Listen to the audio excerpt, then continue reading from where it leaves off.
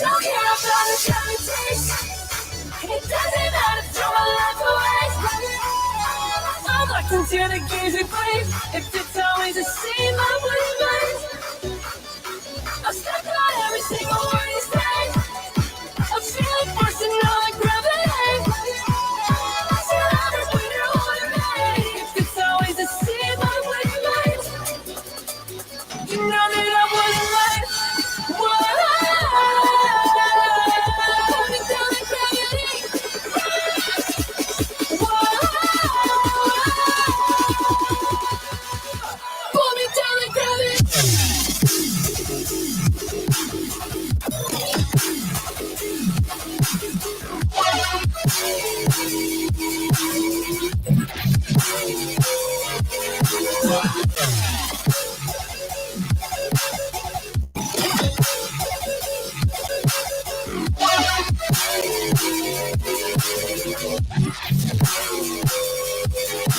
Everything you say is got a hold of me. Never let you pull me down like gravity.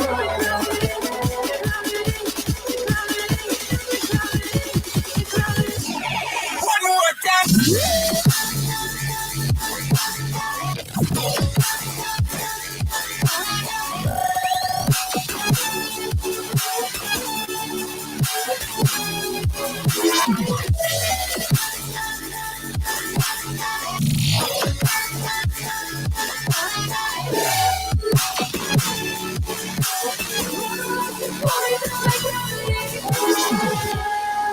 Your word holds the weight of my world. When you speak so loud,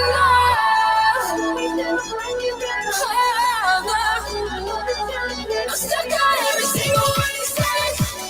I'm feeling forced and all like gravity.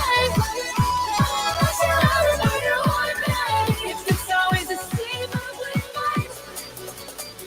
You know that I wasn't right. Whoa. Pull me down like gravity.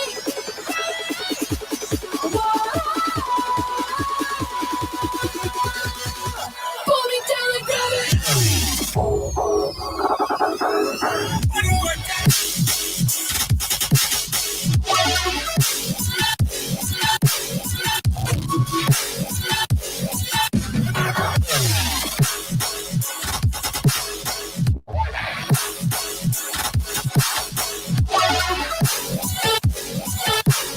Everything you say is got a hold of me.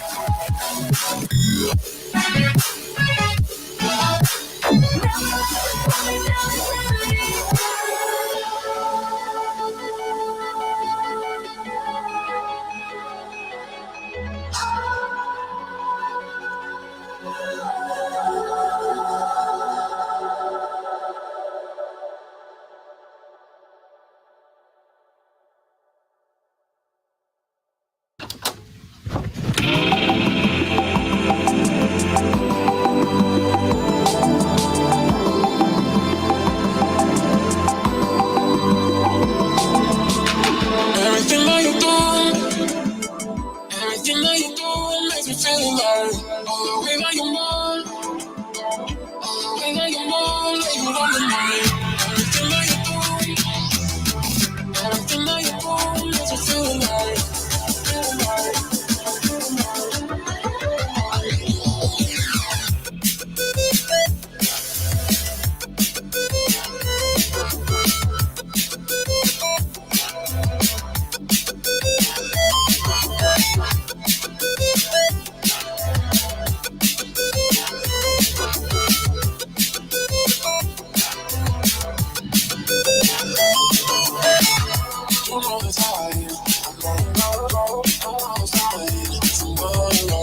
I feel alive. I think you know we're getting down, we're getting low. You know the sign. I'm on the side. Somebody, I feel alive. I think you know we're getting down, we're getting low.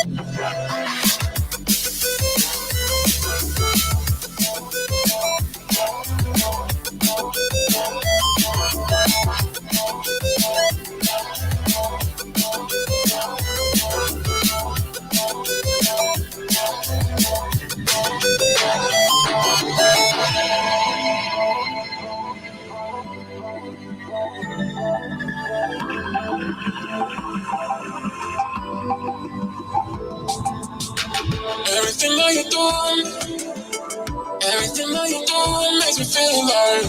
All the way that you move, all the way that you move, like you on the money. Everything that you're doing, everything that you're doing makes me feel alive. Feel alive, feel alive, feel alive.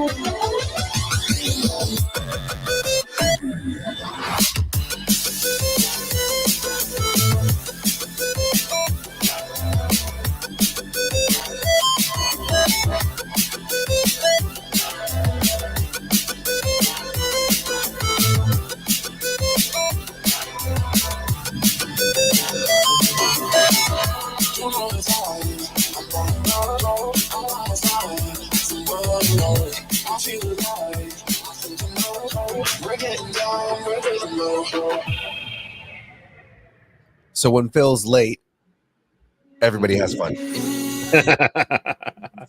And when you're on time, you're like, damn it. I know. Again, it's all my fault, as always.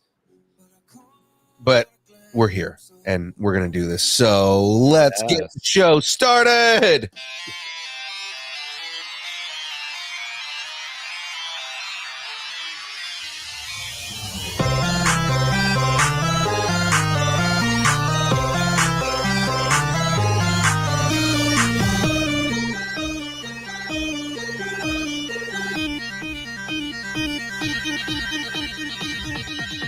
Distance nerding.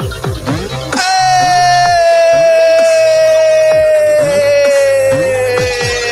I don't know where I just got all that breath from. Hey, ladies and gentlemen, how's it going? It is time. It is Thursday. We are here to have all of the fun. As you can probably tell, I'm a little sick. It's because you haven't had your daily dose of pickle today. It's pickle day. No, yeah, tickle the pickle on pickle day. Yeah, no, you would want pickles. The pickle man. No, I got the flu shot on Monday. Oh, and it's kicking my ass, and it's great. Well, that's good. Yeah, no, I feel amazingly terrible. Yeah. Been one of those weeks. Exactly. And with that note,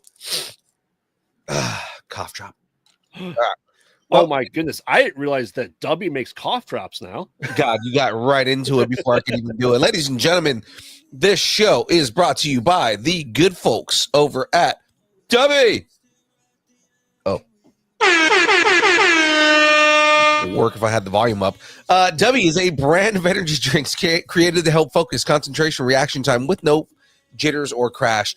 W contains no maltodextrin, no sugars, no fillers, no artificial colors or dyes.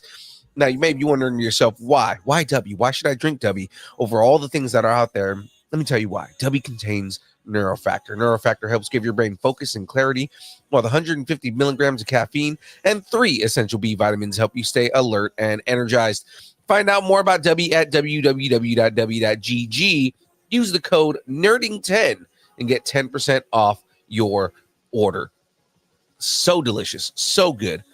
I am a fan of the Dubs. Yes, and especially today, as you do mix it with the pickle, because it's law. It's law. You have to do it. Yeah, no, that's gross. All right, well, as you can all tell, and I know like all the longtime listeners already know, I'm not a pickle guy. I don't like pickles. Pickles are disgusting to me. If you're new in the chat and you're hearing that right now, yeah, no, you didn't hear it wrong. I don't like pickles. I'm not a fan of pickles. Do it. You want me to stir? You want me to stir W with the pickle? I do. I want you to make Jello shots, but with pickle juice and W. That's absolutely disgusting. No, not happening. You know what is happening, though? Our guest. All right, well, ladies and gentlemen, this week's guest is an artist, someone that we met at LA Comic-Con. Well, at least I and James and the Tater and LaJack. Yeah, I hate all pickles. Met. So we're walking by at LA Comic Con. We see this art, and we all just kind of get mesmerized by it. The dude's artwork is amazing, and with all that, we wanted to bring him on the show. We wanted to talk about his artwork and kind of where he came from, and really just try and like get him out there to all of our comic book buddies out there that may be looking for an artist, because his artwork is definitely worth that. So, without more praise than I could already be giving him here, ladies and gentlemen, please welcome to the show, Cesar Flores. Hey everyone, Hey, how's it going? going all right. How are you guys doing? We're Good. doing all right, man. Yeah, Tater in the chat saying he actually bought one of the Ninja Turtle pieces that you did. Oh, the Leo, right? Sick. It was the Leo pick. Oh yeah. That one was a fan favorite at LA Comic Con. As it should have been. It was a great pick, man. Yeah, every time I put it out there, people would just pick it up. I'm like, oh, okay. I should have made more. But that's a good thing, right? That Yeah, yeah. Yeah, I mean, there's something about Leo just sitting there in contemplation that is just an amazing pick, man. I'm actually gonna pull it up. I have it on my computer here. I just gotta open it up. Hello. Yeah, I said it's. I can't wait to get into this, and especially like seeing your artwork that you've been working on and your videos and your time lapse and stuff. It's absolutely amazing. I can't wait. Oh, thanks. I appreciate it. Yeah, As a non-artist person myself, that can't draw worth a crap. So I mean, anyone can draw. You just gotta put the time into it. It's if you really want to go for it. oh yeah, it's he just gave us the Bob Ross. He's like, anybody can draw. Well, I mean, I make all happy little mistakes. All the happy, everything I do is a mistake. I was a happy mistake, I think. That's good. That's pretty good. Do you have it up ready to show us? Almost here. There it It's goes. using the Mac, isn't it? I understand. Because it's coming from iCloud, because it was on my phone, and because Got it. just Apple. well, you can talk all the smack about Apple all you want, but if it's on my computer, if it's on my phone, I can get it on my computer. So that being said, right there, there goes the piece right there. So cool, man. Oh yeah. Oh, thanks. Yeah, I'm actually working on another turtle piece right now, or this week and stuff. Oh, thank you guys. Yeah, that piece. When I drew that piece, my wife was like, "Why are you drawing that turtle?" Like, just sad. And she never really watched the first movie. Oh, And I was like, this movie really stayed with me. I love this movie.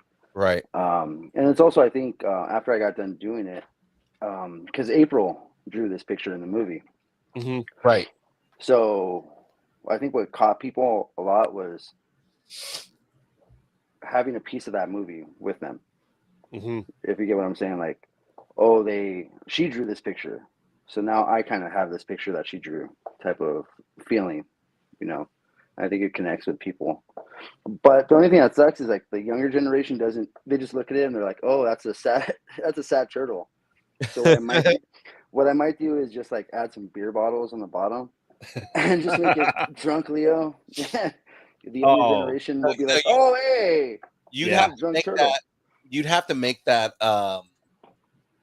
Raph, because Raph is the one that would be like sitting there drunk, pissed off at himself. Yeah. I mean, you should just make a Danny Carvey one going, am I not turtle enough for the turtle clip? or have them all around the campfire just drunk, just tired. I'm like, They're no longer. Oh my God, no! Have you seen middle-aged, or what is it? Middle-aged Mutant Ninja Turtles. oh yeah, no, I have, yeah. Yeah, so it's like all of them as adults, and they're just like regular ass people. Dads in like polo shirts and stuff like that. Yeah, Yeah. you should do something like that. It's like adult Ninja Turtles. That's like them in their college days, just wasted. Hanging out with in the college days, hanging out with Zach Morris and Slater, and combine everything. Full Yeah. circle. Eventually, they would just become, not ninjas anymore. So they'd be adult Target husbands. Yeah, that's me. Going to Target every week, buying Ninja Turtle figures. Exactly. I hope my wife's not listening. And then you find out she is. You're like, hi, honey. Everything's okay. Yeah, I remember. That reminds me of a story. It was like 3 years ago. Uh-huh. And I went to Target with my son. I think he was like 5 at the time. No, he was like maybe even 4. And NECA had these like Turtles in Disguise figures. Yeah, for The those 4-packs. so good. And I was just barely getting into these into NECA figures, Mm-hmm. and I saw them, and I'm all, well, and I grabbed all. There was like 3 of them, so I grabbed all 3, and not to resell them, just to have them. And I grabbed all 3, and my son, he was in the shopping cart. He's like, "Dad, that's a lot of Ninja Turtles." I'm like, "I know your mom's gonna be so upset with me," and I'm all, "But let's not tell mom about this, right? At least not right now." Mm-hmm. So in my head, I'm like thinking, well, I'll just return them if I get in trouble or something like that. I still have the receipt. And what saved me was my son. Him being honest, he went up to my wife as I was like putting stuff away from the car. He's like, "Mom, come over here." She's like, "Yeah." I'm like, Dad bought a lot of Ninja Turtles, but he thinks that you're going to be upset with him. So don't be upset with him, please. Oh, And I walked up as I was listening to that. I was like, "Oh, my cover's been blown." like in my head, I'm thinking like, oh my god, he snitched you out. No, Yeah, he was looking You're- out for me, That's So- awesome. Yeah, so she wasn't mad at me because of that. Now I was like, "All right." That you're aware of. Yeah, I mean, There's yeah. there's a list being written down on this date. Bought all the Ninja Turtles. Bought every turtle in the NECA section. every last one. But we got to get into this here. Phil has some segments that we talk about grown up geeky. So Cesar, what did you grow up on Geek Island as a kid? Well, of course, Ninja Turtles, of course. Oh, of course. As we all do. Mm-hmm. Yeah. Comic books. I was really into comic books. X-Men in particular. Jim Lee's X-Men. Mark Silvestri. Yes. The animated series. Batman the animated series. Wrestling. I love wrestling. When I was a kid, it was part of my family ritual with my grandpa and my mom. My mom was a big wrestling fan, or is a big wrestling fan. Video games, Street Fighter. I grew up in the time where arcades were still important Mm-hmm. Yeah. and stuff, and going to arcades, or you would just go find them in laundromats Yeah. or donut shops, and you just go play, put in quarters. So yeah, those are like the mainstays of my dorkiness. I was never able. I was too stupid to understand magic. I wanted to get it and understand the way it played because it looked really cool. Yeah. But I was like, my brain's not mathing this correctly. So Are we talking? no, Are we talking like Magic or Magic the Gathering? Magic the Gathering. Okay. Yeah. The other Magic, I'm just like, oh, how'd you do that? Yeah. I think it's great that you hear, and for anyone who's young, malls were places that existed that had food, fashion, and fun. The mall had it all. Yeah, no, yeah. Balls? What are those? Yeah, I didn't know arcades existed until I was 12. Oh wow. Because my parents knew where they were and purposely never walked by them when I was growing up. So I didn't know they existed. Oh, your parents screwed you, bro. I showed them. I have all the video games now. So yeah. I have all the arcade 1-ups. Do you? No. I'm saying that's what you showed your parents. I mean, I have a 1-up arcade. It's behind my green screen here.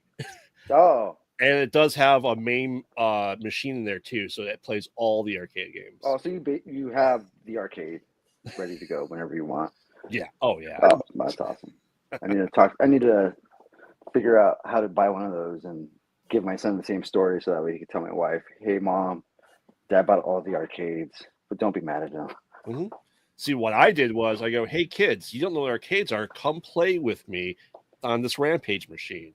Oh my So- god, Rampage was my shit, dude. I used to love Rampage so much. Oh yeah, with the apes, right?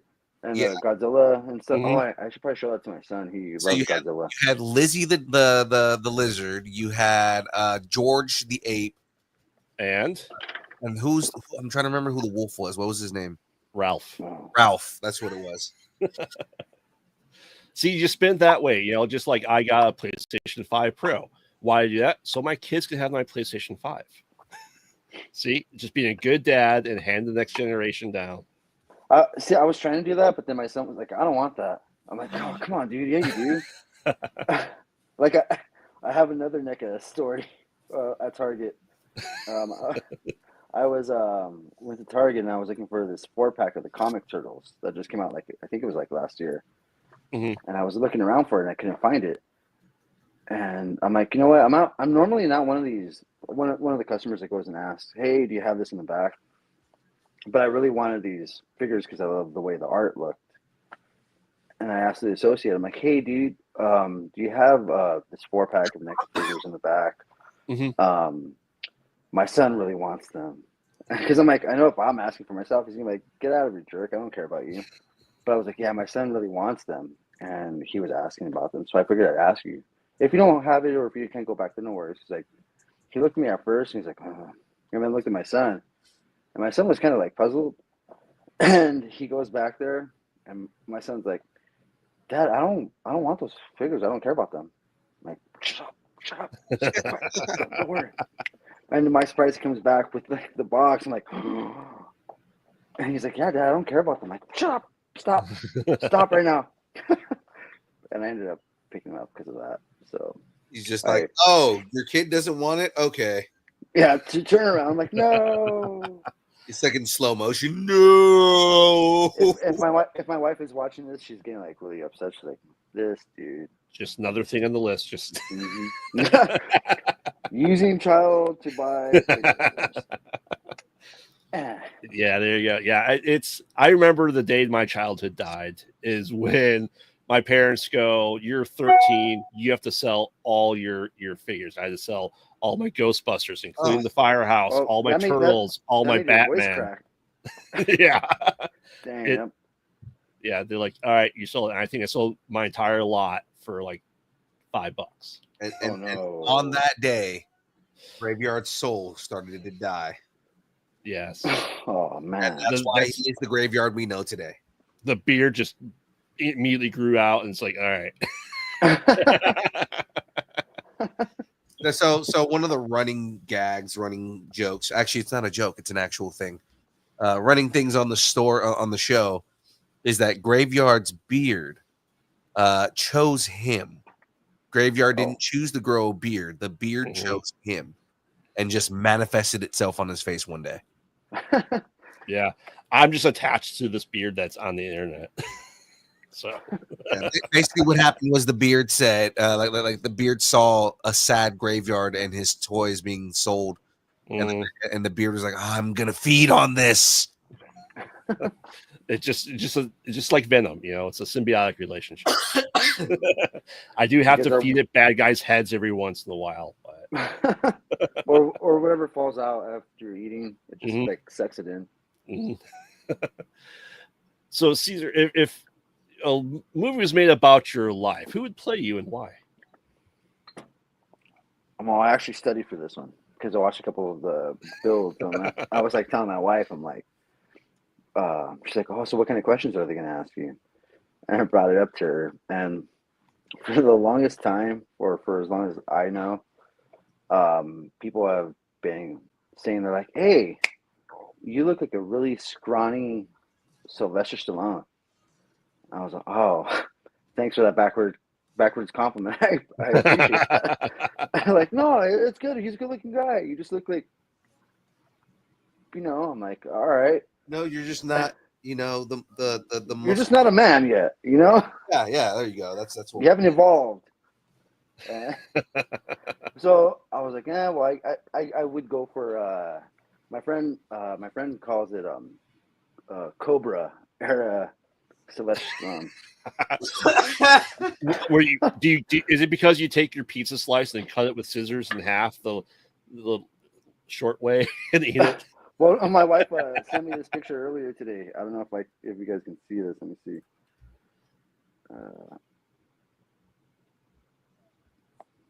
If I can get it zoomed in.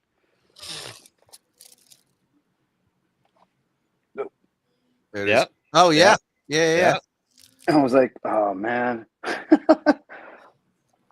And 100 yeah, sliced alone right there. yeah. But modern actors, I think one that meets my lengthy, not a buff frame, would be maybe Andrew Garfield would have been cool. Okay, Oh. I could see him kind of being like a self-deprecated jerk, or even I'm gonna butcher this dude's name, the dude from Heroes, Milo Oh, Ventimiglia, yeah. because he played Stallone's son in one of the Rocky movies. I'm like, all right, that can work. That can work. Well, I mean, at least she didn't say Steven Seagal. Oh yeah, that would have sucked. Current especially Steven Seagal. especially because I'm a Van Damme fan. So I'm like, oh no. Also, because Steven Seagal is a terrible person. Mm-hmm. Yeah, that one too. I would get Seagal just to play me when I'm in my 60s and 70s. That'd just be funny. So, Chris Rock in my 50s.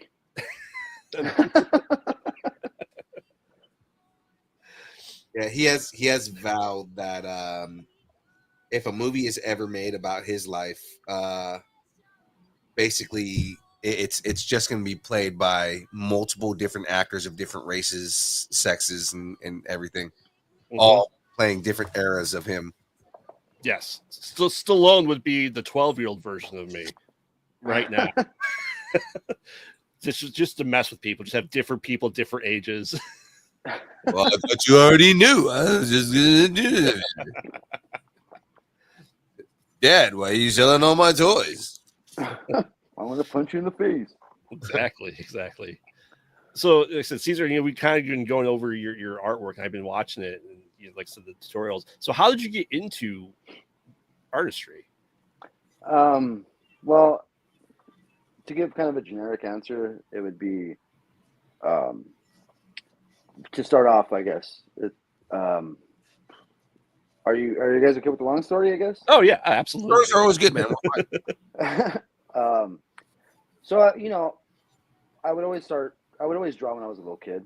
You know, copy pictures, draw things. My parents really were really positive about that. They would always like encourage me to draw. And me being young, not knowing any better, I would just draw copy pictures, just play around. And then, I started getting older and got into high school. And I don't know how high school is like nowadays, but back then, like it's so long ago, but it kind of is. They don't tell you like, hey, if you like doing art, you can get a career out of doing this. Right. You can, if you like doing something, let's push you in this direction. They don't tell you those types of things. Right. Art is kind of looked at as like the elective, the fun class. So mentally, I just took it as, oh well, I can't take my drawing serious because it's not serious. And also, I was a stupid kid, and I'm still stupid at times. Just buying Ninja Turtles the way I do. That's called this, but. And I dropped off of drawing a lot. I was too focused on hanging out with my friends. My priorities were all messed up, trying to get a girlfriend. I wasn't worried about grades.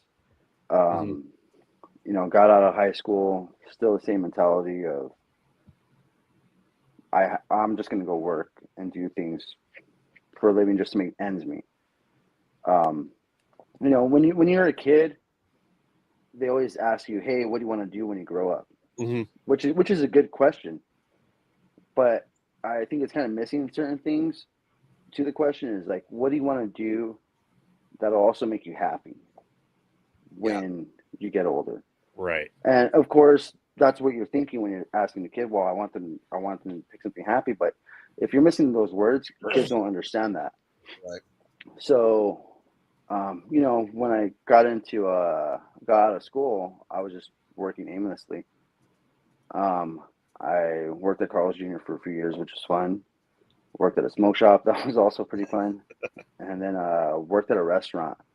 And I was at the restaurant for 18 years, and I was manager for a majority of that time. And it was a cool time. People asked me, "Hey, do you regret working there?" And no, I if I didn't work there, I don't think I'd be where I'm at right now. Mhm. I got to learn a lot of things through that. My wife, girlfriend at the time, current wife now, she was like, "Hey, don't you want to do something else with your life? Don't you want to do something more with your life?" And me being dumb, I was like, "Oh, I don't know. I'm comfortable. I'm working. I'm doing my normal day-to-day stuff. I'm trying to pay my bills. That's what I'm worried about." Mhm. And I got back into comic books again for like the fifth time. And this is when Instagram was like at its like infancy. And I had a Instagram page, and I would just post comic books that I would pick up. It was before Instagram became a whole, hey, let's sell comic books here and there. It was more so of a community of, hey, look what I picked up. This is what I Mhm. picked up. This is what I Right. picked up. Yeah, And along the way, just everybody I taking pictures of food and shit. yeah. And Yeah. it was just Yeah. comic. Hey, look at this Death of Robin I bought. Fun discoveries and things like that. And along the way, I ended up coming across like a lot of comic books, like a lot. And I was like, oh, well, I gotta try and sell these to try and make a living and Mhm. stuff. Also, 'cause still holding the job I was doing, and I lucked out and got a temporary spot at a. I lucked out and lived close enough to. I lucked out, and I live in Southern California, so I live close enough to a place called Frankenstein Collectibles. I don't know if you guys have heard of that place. I'm from Chicago, so I don't know. Well. Well, in Southern California, there's a big collectible show that happens 3 times a week. Okay. It's kind of like the floor of a Comic Con. It's in an old Sam's Club, Mhm. and it's just filled with vendors. Like, that's how comic books, video games, Pokemon stuff, wrestling, anytime you're waiting in between cons and you live in Southern California, you can go to this big, massive. I call it Nerdvana. When I first went there, I was like, "What the heck?" I like it. But it's like a huge warehouse where it's just an awesome place to be at. Yeah. And so I got a temporary booth there selling comic books, and in that space, they had artists there. So it was kind of like the little makeshift artist alley. Mhm. And as I was selling comic books, I would see these artists. I'm like, oh wow, I like what they're doing. This is cool stuff. One of them is my partner at a booth right now. His name is Nick Hernandez. Super nice guy. You wouldn't think it because he's got the appearance of like a buff Danzig looking dude. Like this guy's rough around the edges. This guy's gonna whoop someone's ass. He's like a Mhm. wrestler built. Yeah. So when they sat me next to him, me and my friend were like, "Hey, this guy's gonna beat my Morrissey hair looking ass up." And you talk to him, and I'm like, "Oh, this guy's really sweet. He's a fucking teddy bear. Nice guy." I call him. His name is Nick, but I call him Nickopedia because he is so knowledgeable on so many fronts. You ask him a question, and you don't assume that he has all this knowledge because people go, "Oh, this guy's just a big buff guy. He doesn't know anything." Right. Nah, I asked him a question. He's like, "Oh, that's from this year, blah blah blah, yada yada yada." I'm like, Yeah, and I you assume he's a lunk, and it's like, well, no, he's not a lunk at all. The dude is just super knowledgeable. He just likes to he just likes to work out work out a lot. and yeah, not eat flavorful food, which I always give him shit about. Oh, so he's a boiled chicken kind of guy. Oh yeah, oh you called it. You called it. You know, seasoning doesn't add any calories. I'm just saying. It adds to the soul. You can't take that. So I would see them drawing all the time, and I told my wife, I'm like, "Hey, I want to draw again." And like I said, she's always positive about stuff, and she wanted me really to kind of move on from the restaurant gig. Mm-hmm. And she's like, "Yeah, go for it." So we went to Michael's, and I just was buying random things, not understanding that paper weights meant something or this meant this. I was used to just drawing on whatever paper I had and just drawing. Right. So I would just draw after that every night over and over and over and over. I got into a YouTube channel called VZA. Really awesome channel. If you guys ever want to watch artists draw, had Jim Lee. He has them on like conventions drawing. So you're just watching them draw the whole time with some cool music in the background. And that really inspired me a lot to go, oh, this is how they do this stuff. This is the technique on this. This is what this is. Oh, okay. And You know, I watch Jim Lee draw all day, man. I follow him on Twitch. He is like just when you see him get going, and it's like, oh, what is he drawing? Oh my God, he's drawing Batman. Holy crap, this thing is amazing. Yeah, and the process is so awesome, just from start to finish, you know. And especially back then, you know, I wasn't drawing to make a living out of it. I was drawing just to have fun, just as a hobby. Right. And then it slowly turned into something organic of what it is now. You know, my first print was by accident. I drew a picture of it was a band cover or Revoke cover where Joker had Harley's like mouth with blood. Oh, not Harley. I'm sorry. Batgirl's mouth with blood, and then they recalled the issue because it was like deemed too violent. So I did a mock-up just playing around, and I did Deadpool and Harley Quinn, and it was kind of an homage piece. And then my friend Nick, he was like, "Hey, dude, why don't you just make it a print and try and sell it? Yeah, it looks cool." I'm like, "All right, I'll give it a shot." And then it was kind of a snowball effect after that. And I was like, "Oh, well, let me draw this. Let me draw this." And but there were all things that I wanted to draw. Yeah, things I like the Warriors. I like the Warriors a lot. I like Donnie Darko. Just things that I really connected with. Let me try and draw this. Let me play around with this, and people seem to like it. And just like I said, snowballed into what it's become. I've got to put it back on the screen here. Again, another one of my favorite pictures that you drew here. This Donnie Darko. That's Calvin Hobbes. Yeah. Hobbes. Yeah. I love it so much, man. No, yeah. That's actually one of my favorite ones too that I've done. With this, I'm actually starting a comic book strip of it, and call it Donnie and Frank. I've been working on it for a while. People have been asking me, "Hey, when are you gonna get the book out?" And I want to really work on it. I want to get it out quickly. Whoops, sorry. But it's just one of those things. Like, I don't want to just draw random strips and be like, "Oh, here you go. Here's this Donnie Darko in a Calvin and Hobbes style," and blah. I want there to be kind of like some heart to it. I want you to read it and get the feeling, oh, okay, this isn't. Because I don't want to just copy Donnie Darko. Yeah, right. I want to have feelings of Donnie Darko invoked into this. So I don't know how familiar you guys are with the movie. Yes. Yeah. But do you remember when they're shooting beer cans, or is it bottles? They're shooting bottles off of a thing talking about the Smurfs. you know, how the Smurfs can't procreate and all these other things. Right. Well, one of the strips I want to have Donnie watching TV and Frank go up to him and be like, "Hey, what are you watching?" He's like, "Oh, the Smurfs." And then have Frank go, "Hey, you want to hear something about the Smurfs?" And have him go up to his ear and then have Donnie's eyes like, "Oh."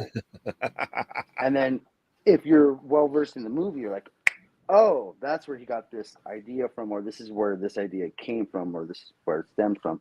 And I already have a couple strips up on and I have an Instagram for Donnie Darko or Donnie and Frank, and it's called Donnie and Frank. So hopefully within this year, I can get a bunch of strips out, make a story about it, Mm-hmm. and then hopefully it'll come out looking cool. This is like one of the other ones I just finished a couple of days ago, or man, this. Yeah. So I have strips of it on my Instagram and stuff. Well, I have to ask because there's a particular scene in Donnie Darko that Phil knows I probably would request it as a scene. Oh yeah. It's them at the movie theater watching. Oh, yeah, watching Evil Dead. It's Evil Dead. Yeah. No, yeah, and I want to I do want to do scenes like that. I do want to do important scenes from that, and right now I'm like just trying to like the strips I'm coming out with. I'm just setting up like the characters, but I do want to have important scenes like them at the movie theater Mhm. and stuff. I would love to see kind of the dynamic of like more of the dynamic of this kind of like imaginary friend like situation that Donnie has with Frank, and kind of like these delusions that he has, you know. And it's like this I think it would be great. The other thing is like how is licensing when it comes to stuff like this? Is this something that you have to like pursue? As long as they don't notice, you're fine, right? as long as you know, Because you don't make a shit ton of money on it. well, I mean, from what I've gathered from things, it's I could put it out as a parody, which it is, Mhm. and I'm kind of basically clear on that. As long as I'm not making a bunch of different issues, I can have one issue where it's a parody, and I'm not really breaking any laws, or I hope I'm not breaking laws. But I always tell the customers at Frankincense, I'm like, hey, if it gets to a point where I get a cease and desist, that means I succeeded, and it means it got big enough to get the cease and desist. So it's a win-win, you know. Yeah. Right. Yeah. Let me Yeah, see if I can find a strip for you guys to check out. Yeah, because I said my request would almost be as Donnie emulating Evil Dead with chainsaw hand, but the goo coming out of his chest. Mm-hmm. Oh, that'd be cool. No, you know what? And I'm always trying to gather ideas and stuff, and hearing ideas from like other fans. I'm like, oh, I never thought about that, or that would be really awesome. So anytime if you have any more ideas, shoot them my way, because you know, Mm-hmm. I could always use as much info as I can get, and then filter it, and then go Yeah. through that. Let me see here. So yeah, I have like I already have kind of like a Mm-hmm. type of thing going, I love that. like a little story. Yeah. I love how like it he's so much like Calvin, but at the same time, he's so unsettling, and it's so good. Yeah. Yeah, they parallel each other. You know, it's just one's a younger version, Yeah. Mhm. and the other one's the older type of version. And I don't remember what it hit me with. I was just hanging out, about ready to go drive down to Frankincense. I was like thinking of something to draw, because doing a show weekly, I have to like try and come up with different pieces Right. every week to try and make something new to make money. Mhm.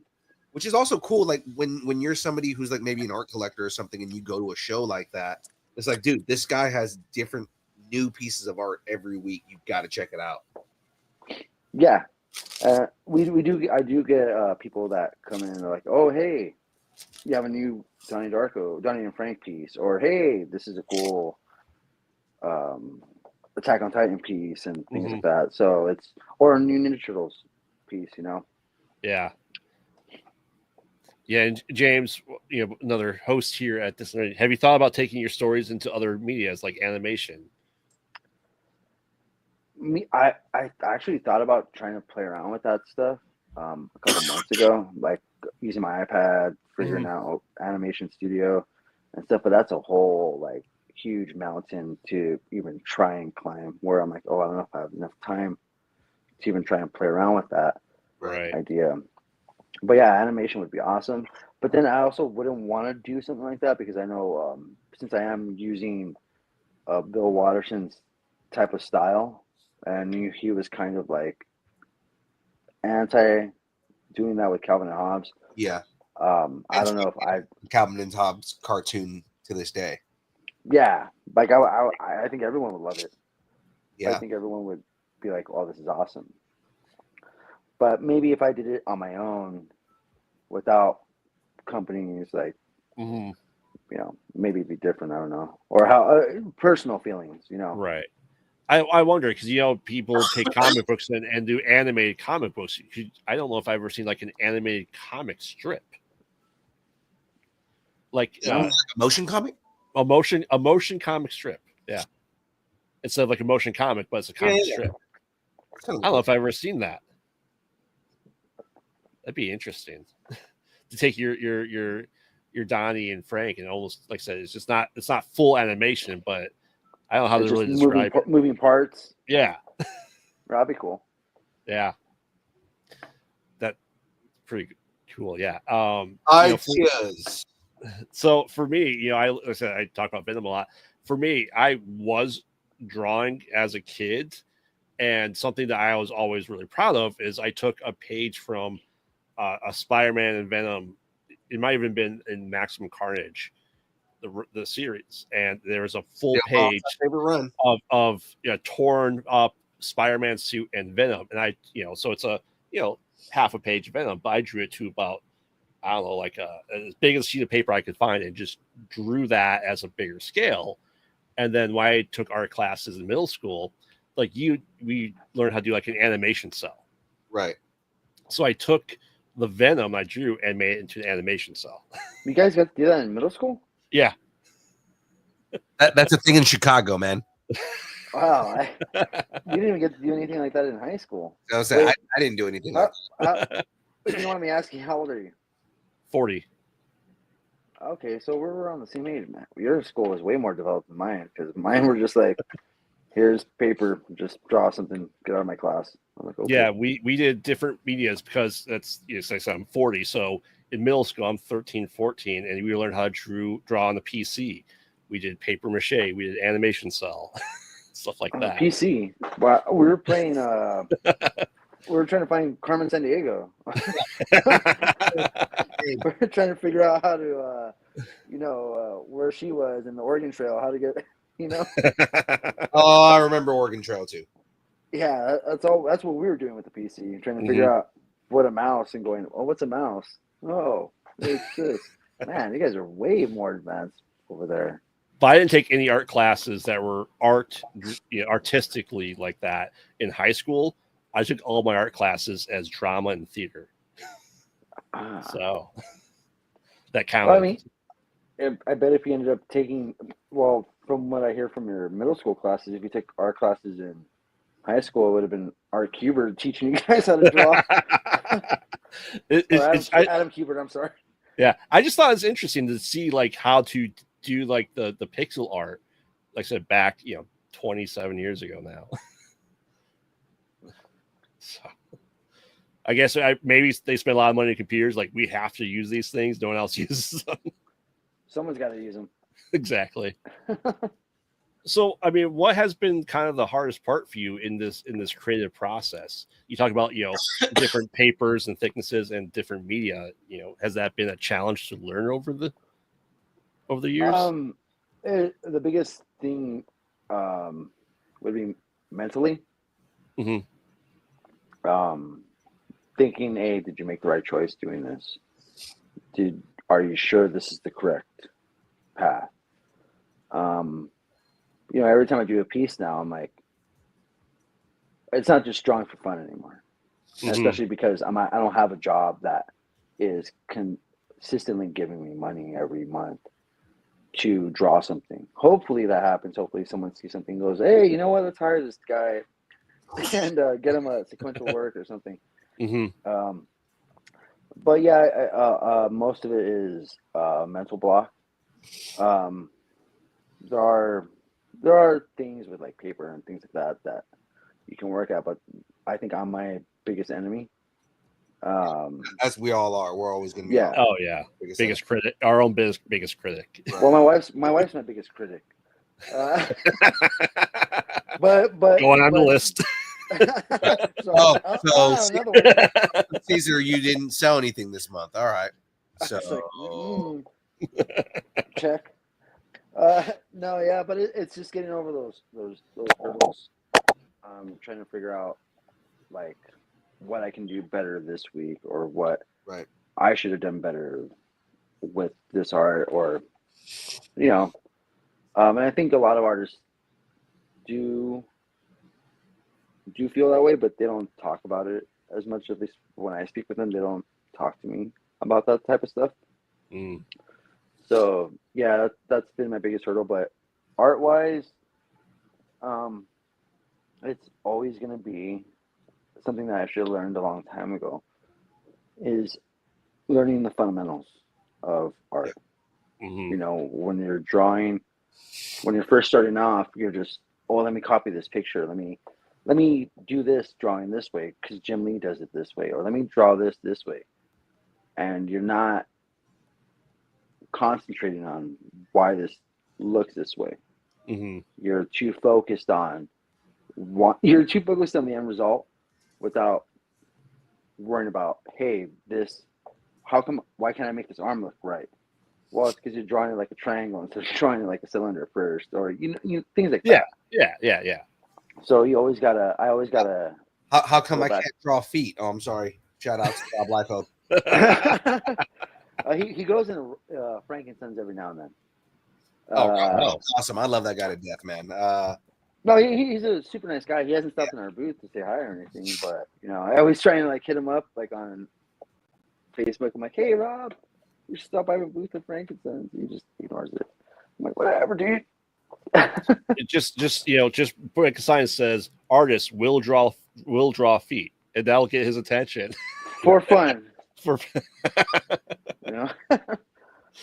I mean, it is or it isn't a fetish. So I mean, whatever. You don't gotta tell me what you do with it. There you go. Exactly. There you go. So I mean, with all this stuff, do you have a character that was just like really difficult for you to put on paper? Right, because you do multiple characters. Like there's a lot of prints that you do, and again, I love the work that you do. It's so detailed, and the watercolor work is really well done. But like, is there a character that kind of like Graveyard said, is something that's difficult for you to put on paper, or is there a character in particular that you're for some reason Batman kicks my ass sometimes. Batman? I don't know why.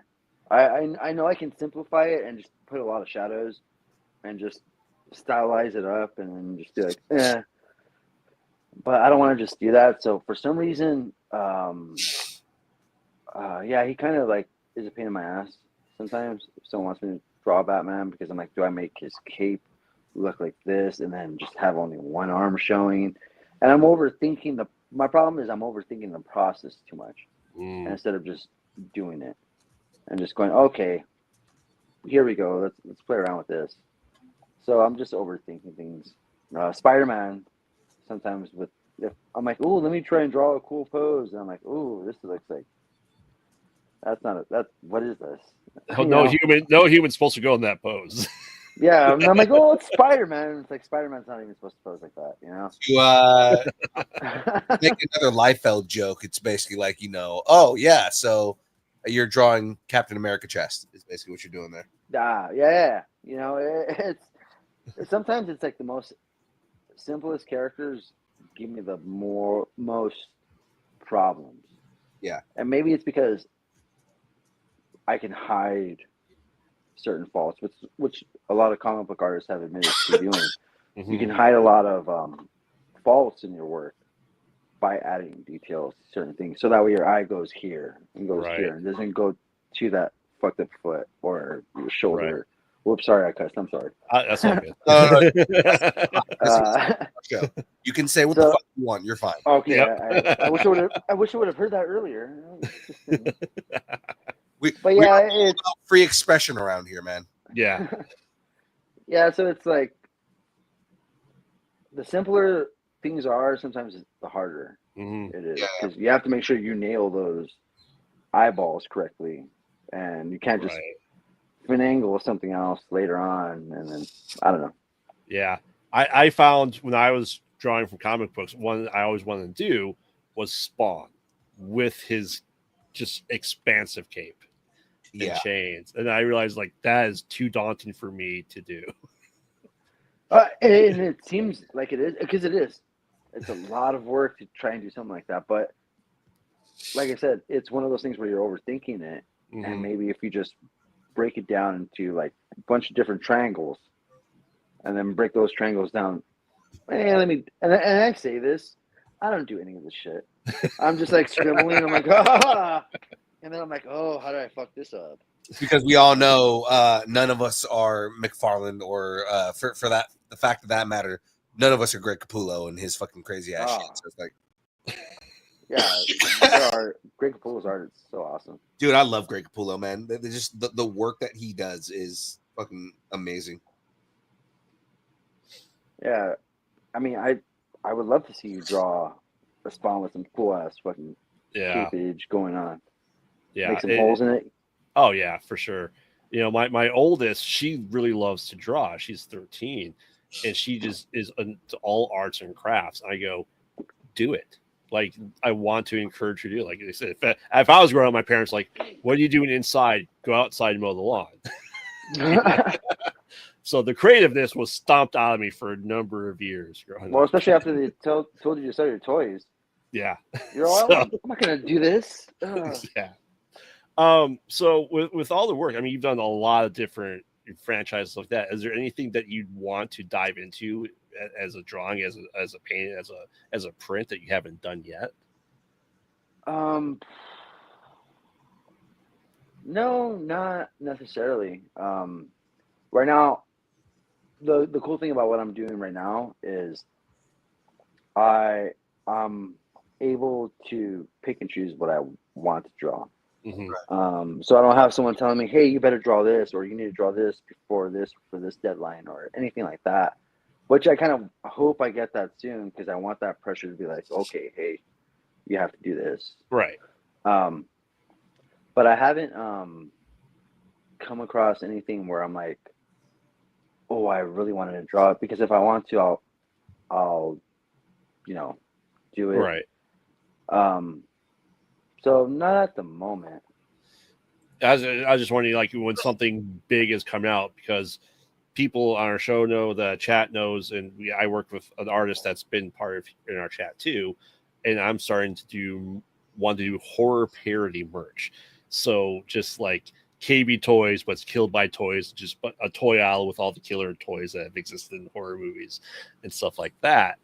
But and also I like, for what I do, thinking about like horror movies that are coming out. So do you ever think like, oh, there's going to be a new run of, the Alien franchise, the TV show. Let me start making some Alien work to put out there. I actually did put his Xenomorph on the screen a little bit ago. Oh, did you? Yeah. So let me pull that back up again, right there. Ooh.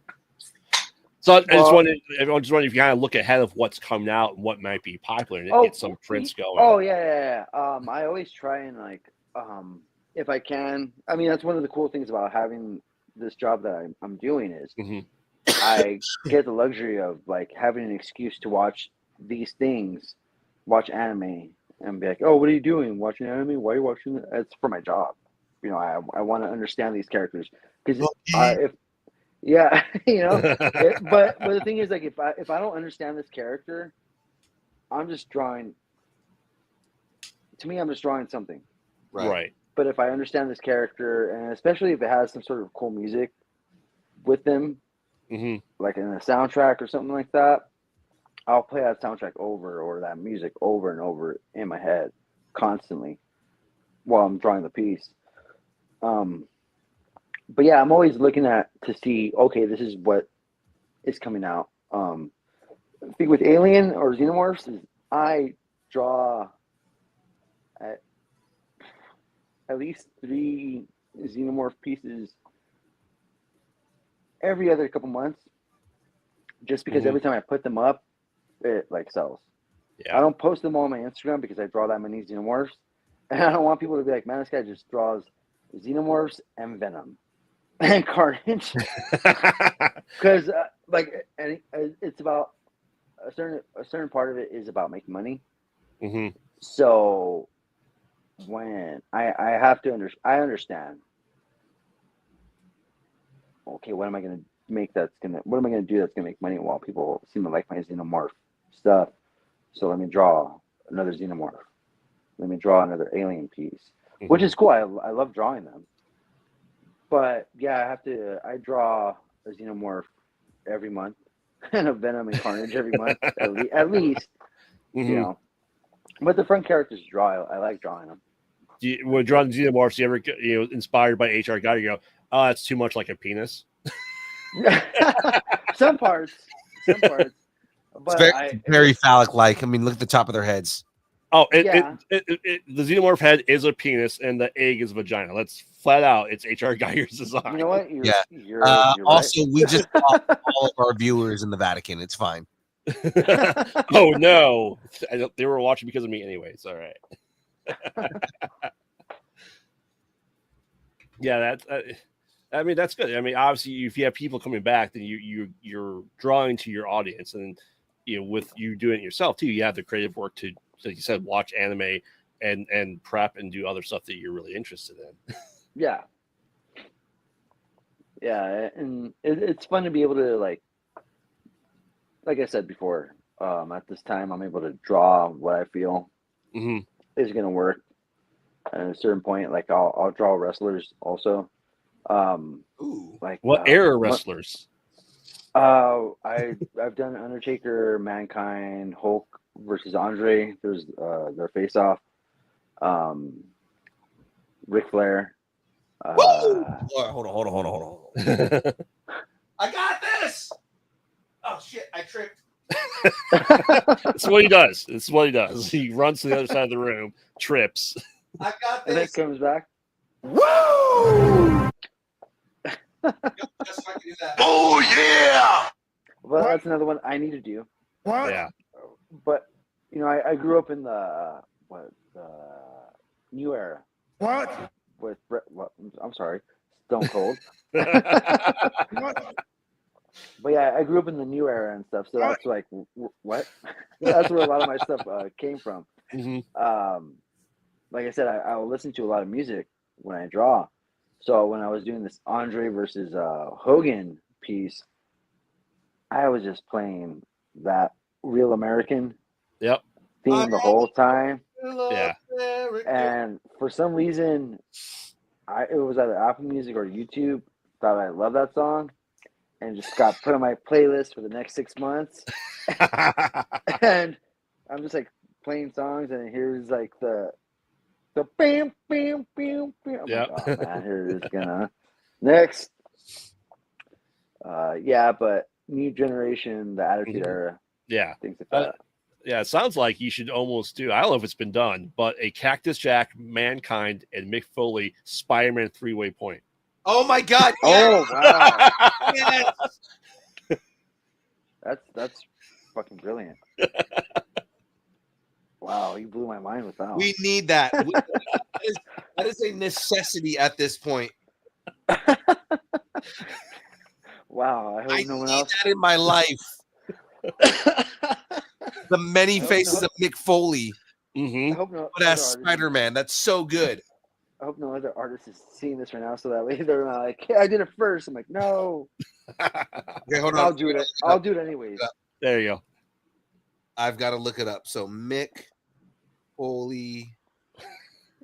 I don't know if it's fun. If it's been done, that sucks. If it hasn't been done, though, you need to do it. I looked it up. Nobody's done it so far. Oh, Right. Well, next piece.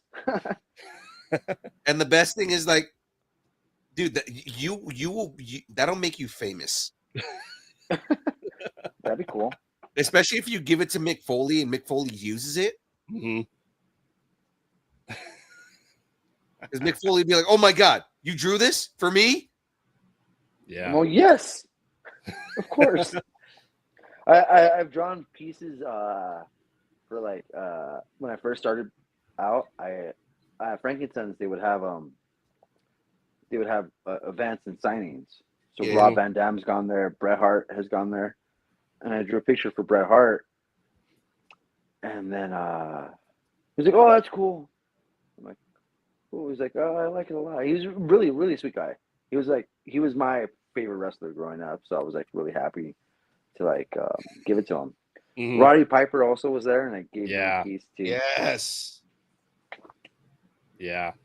I mean, that sounds, yeah, it's great. It's, you almost have to now, before, because of it was originally going to be New World Order, the new Captain America.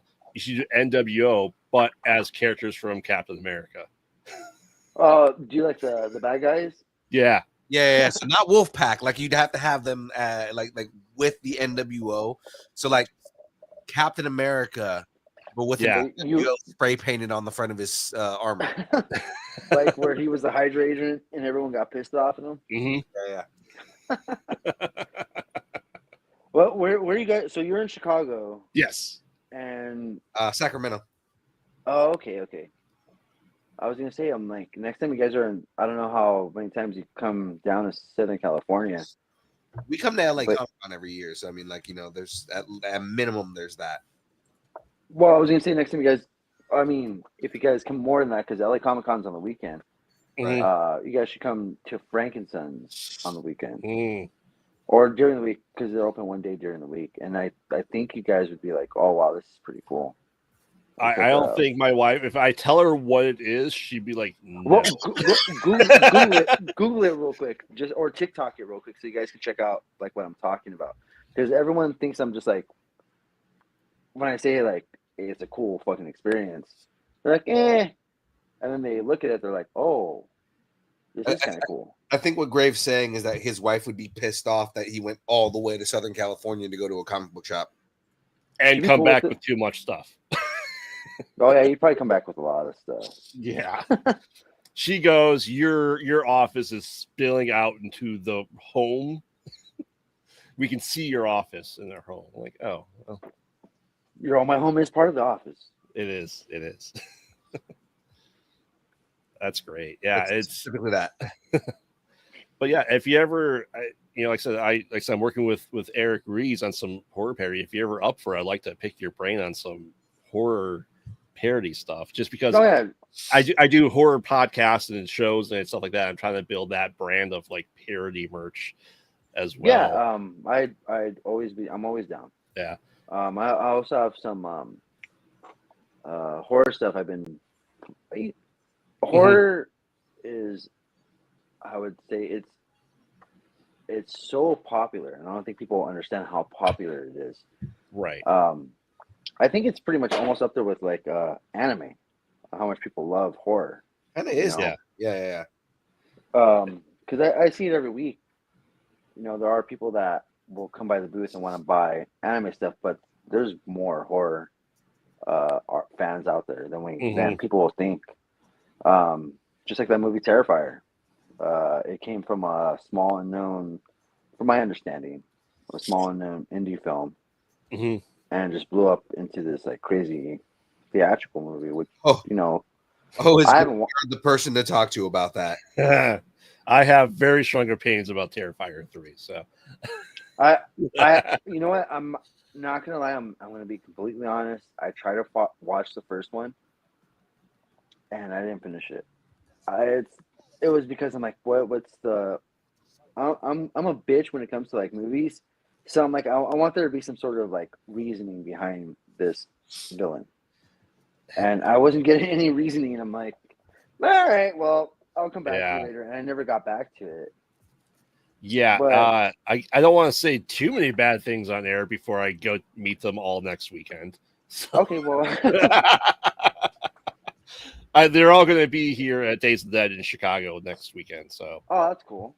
yeah, I'm hoping to get to talk to them all because I have a table there for my show. So And they're all, no, we saw that interview last week. Fuck you, man. Get out of here. pretty much, Oh, yeah. man. No, it's going to be more so. We listened to that episode. We listened to those episodes. Yeah, There were two of them.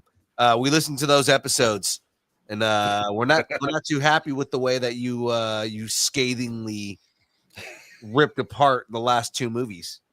Oh, so yeah. you gave reviews? Mm-hmm.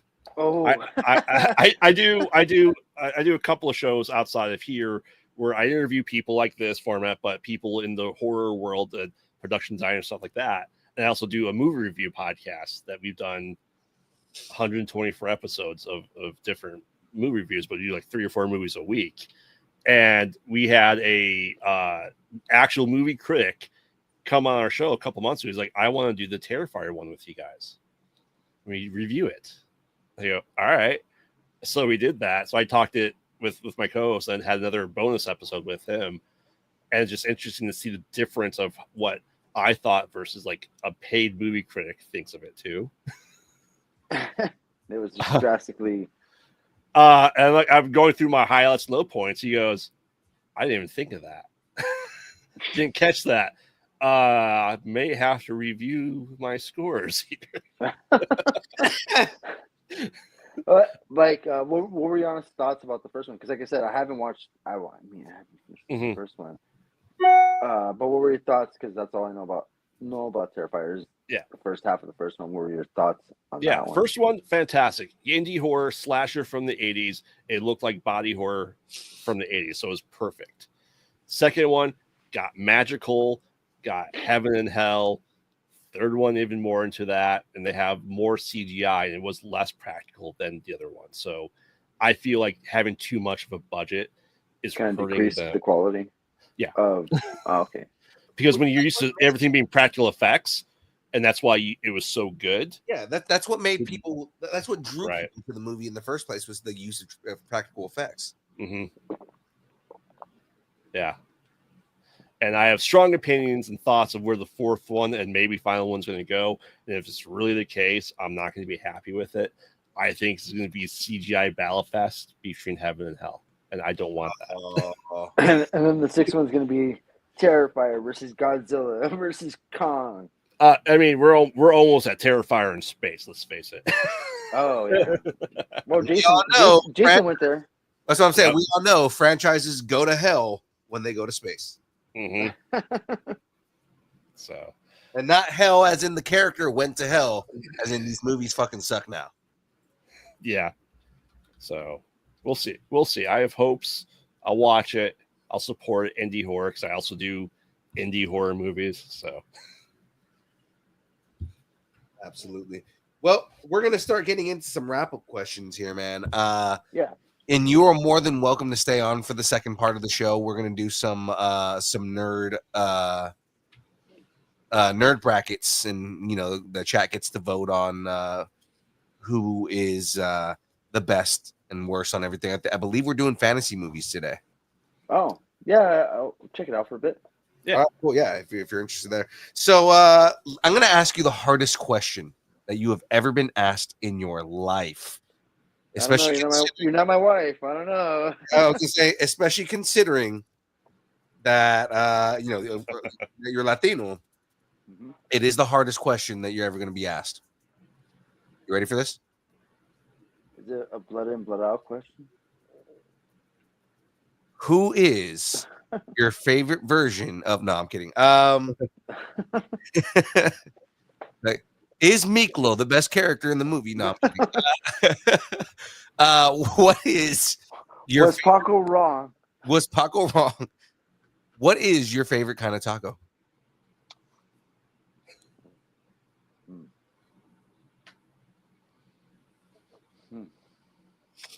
Told you it was hard, bro.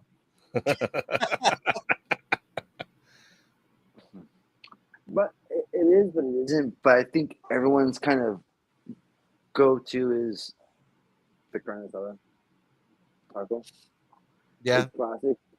I mean, as long as it's made correctly. There are some times where I get the tacos and you can just tell that that fucking meat's been chilling in that pan for X amount of hours. I just got excrement. I got burnt. What do I have? Burnt edges. It's all burnt edges. Right. So it can go really south really quick. But yeah, I'm always good with the good salad tacos. As long as you got some good salsa on there too, and as long as the meat's seasoned good correctly. I'm basic when it came to that question. Yeah, That's I'm fine. a basic bitch. I'm fine. I always wait for What are your guys'? whenever we have Latinos on the show. I'm always wondering if everybody's, because there is a right answer to this. Oh, what's the right answer? Al pastor. No, I love those too. No, because the way I tell people is the litmus test for every Mexican restaurant you go into is al pastor. If they make good al pastor, everything in the restaurant's going to be good.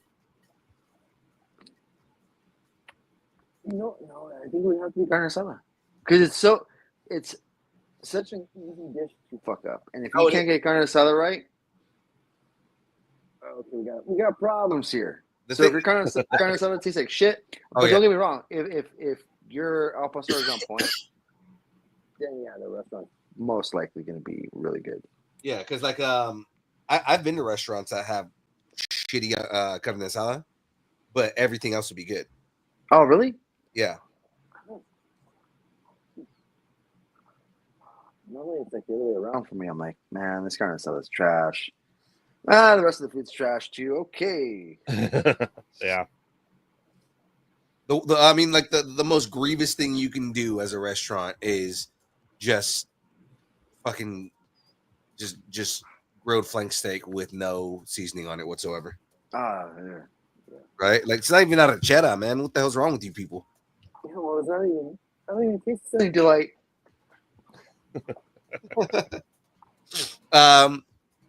So what's some advice you might have for anybody trying to get into to art? Like, you know, that may you kind of mentioned something earlier, you know, in studying actual art, but like, you know, what's something that you might, if somebody wanted to jump into art and you wanted to give them a piece of advice, like a pitfall that you would recommend avoiding, like, well, what's something that you would give them? Are you ready for this one? This one's it can kind of be kind of long. There's a couple things, if you don't mind me. Please. Yeah. One of them is have a good support system.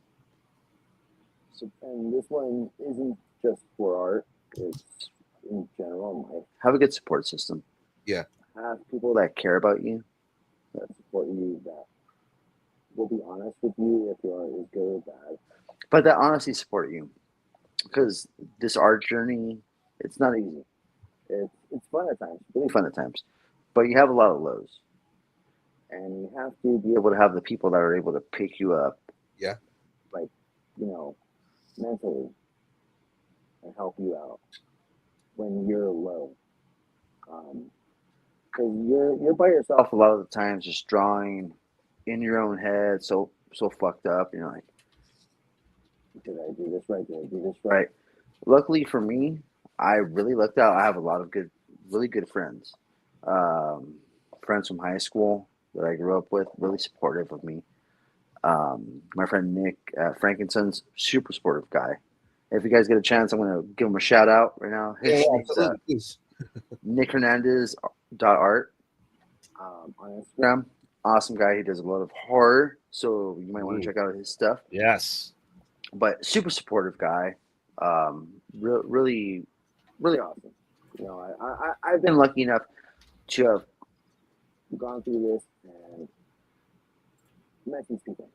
My biggest supporter, besides my family, my brother, my sister-in-law, my mom, awesome. My uncle, all my family is really, really supportive. And so are my friends. And my wife, I couldn't ask for a better wife. Super supportive, always has my back with these things.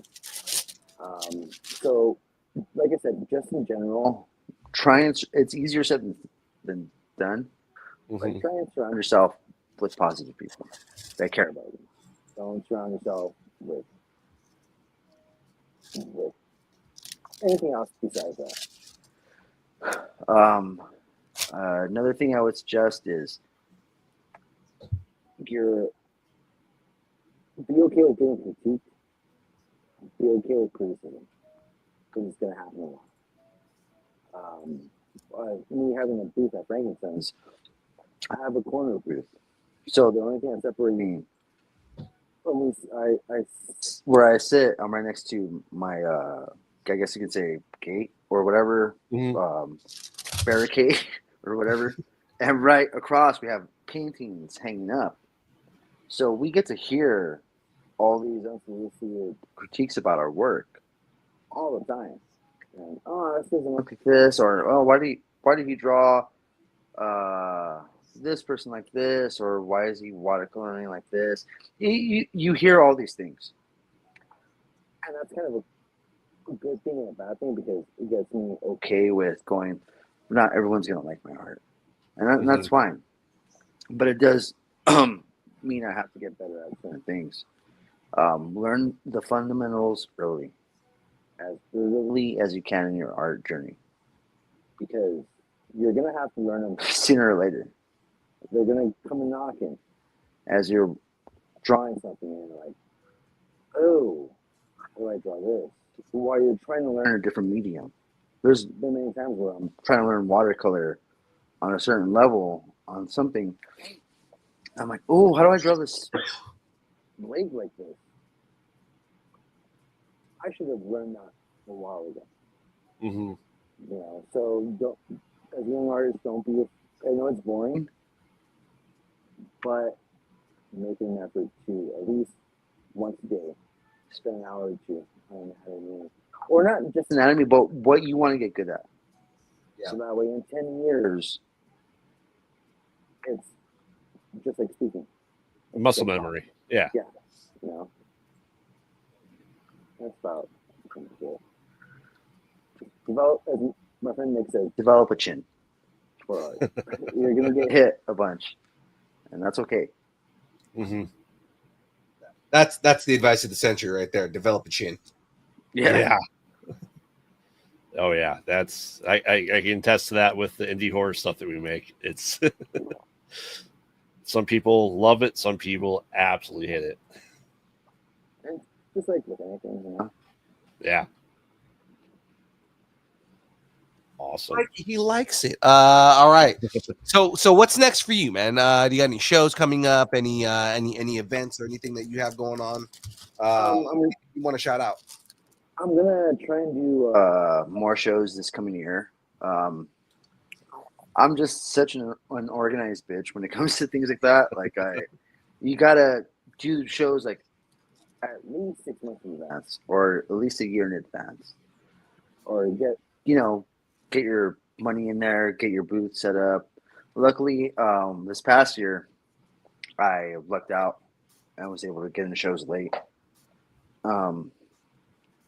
But shows, I know I'm doing LA Comic Con, or not LA Comic Con, I'm sorry, Ontario Comic Con, Comic Con Revolution in May.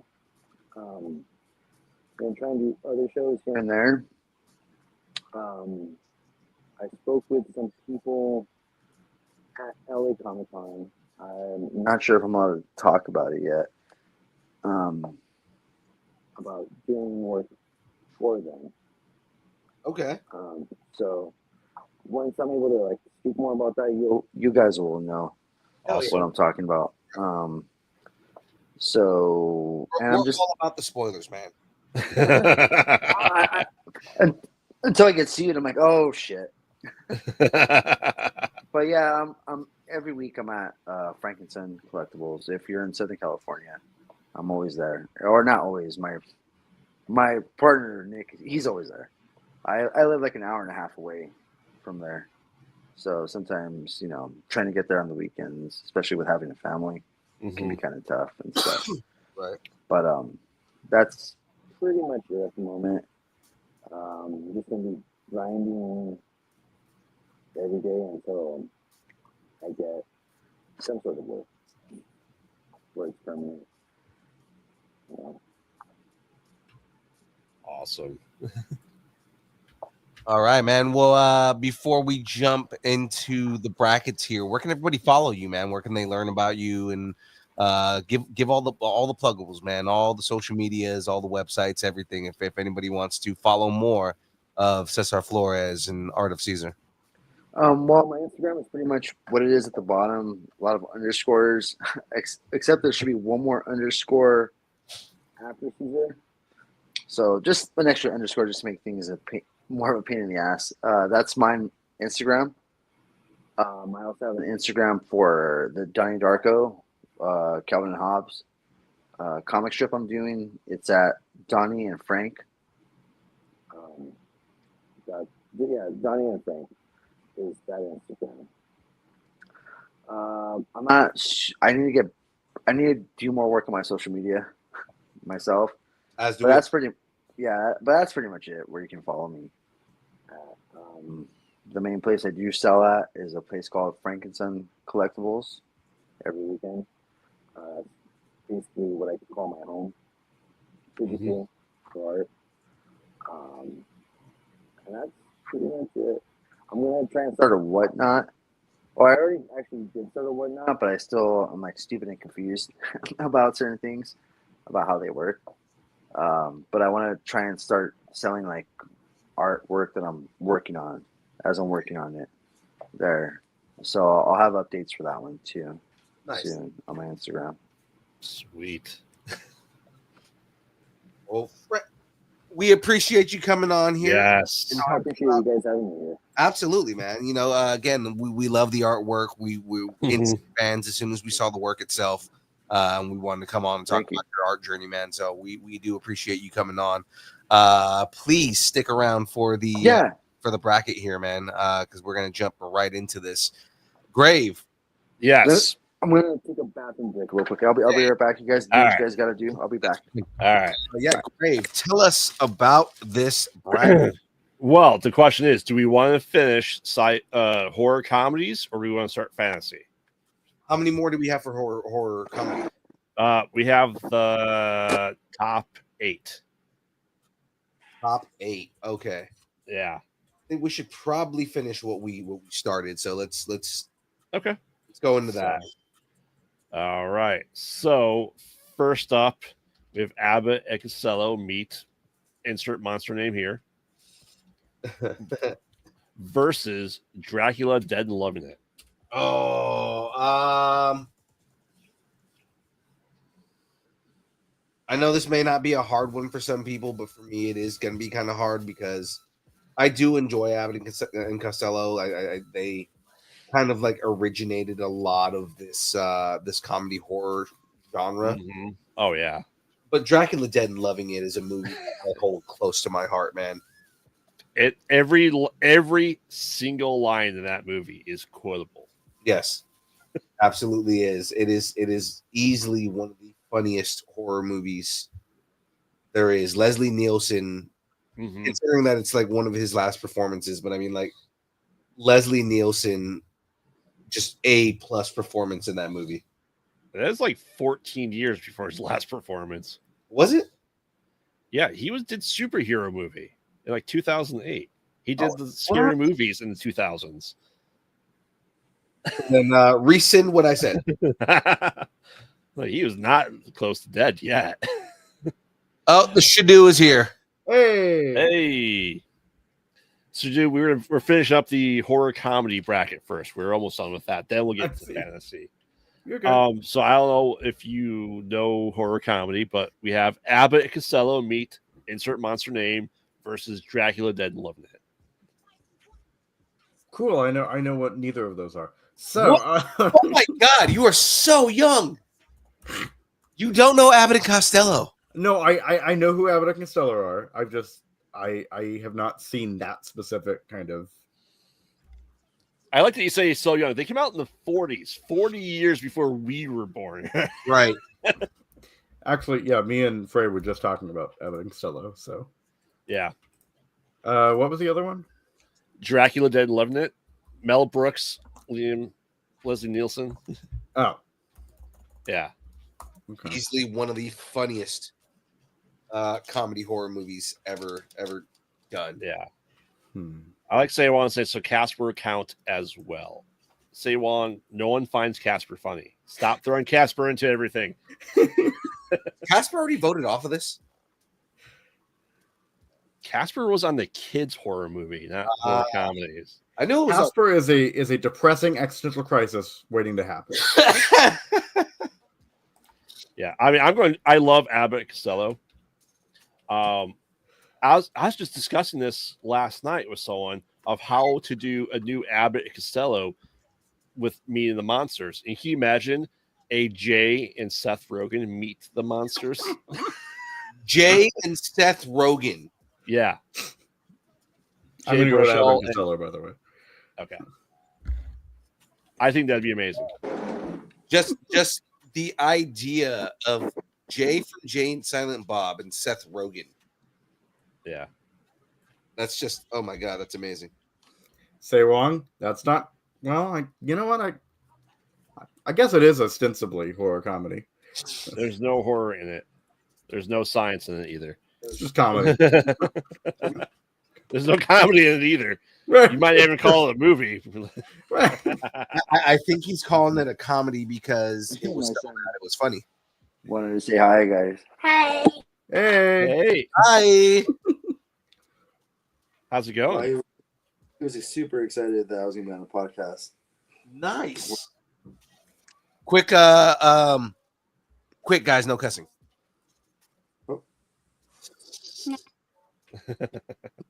We just have to stay silent, I think. It's, yeah. All right. Well, I think Dracula Dead and Loved It move on. So next up will be Shaun of the Dead. Okay, I know that one. Versus, now, if you don't know this one, you're probably going to get kicked out of your house.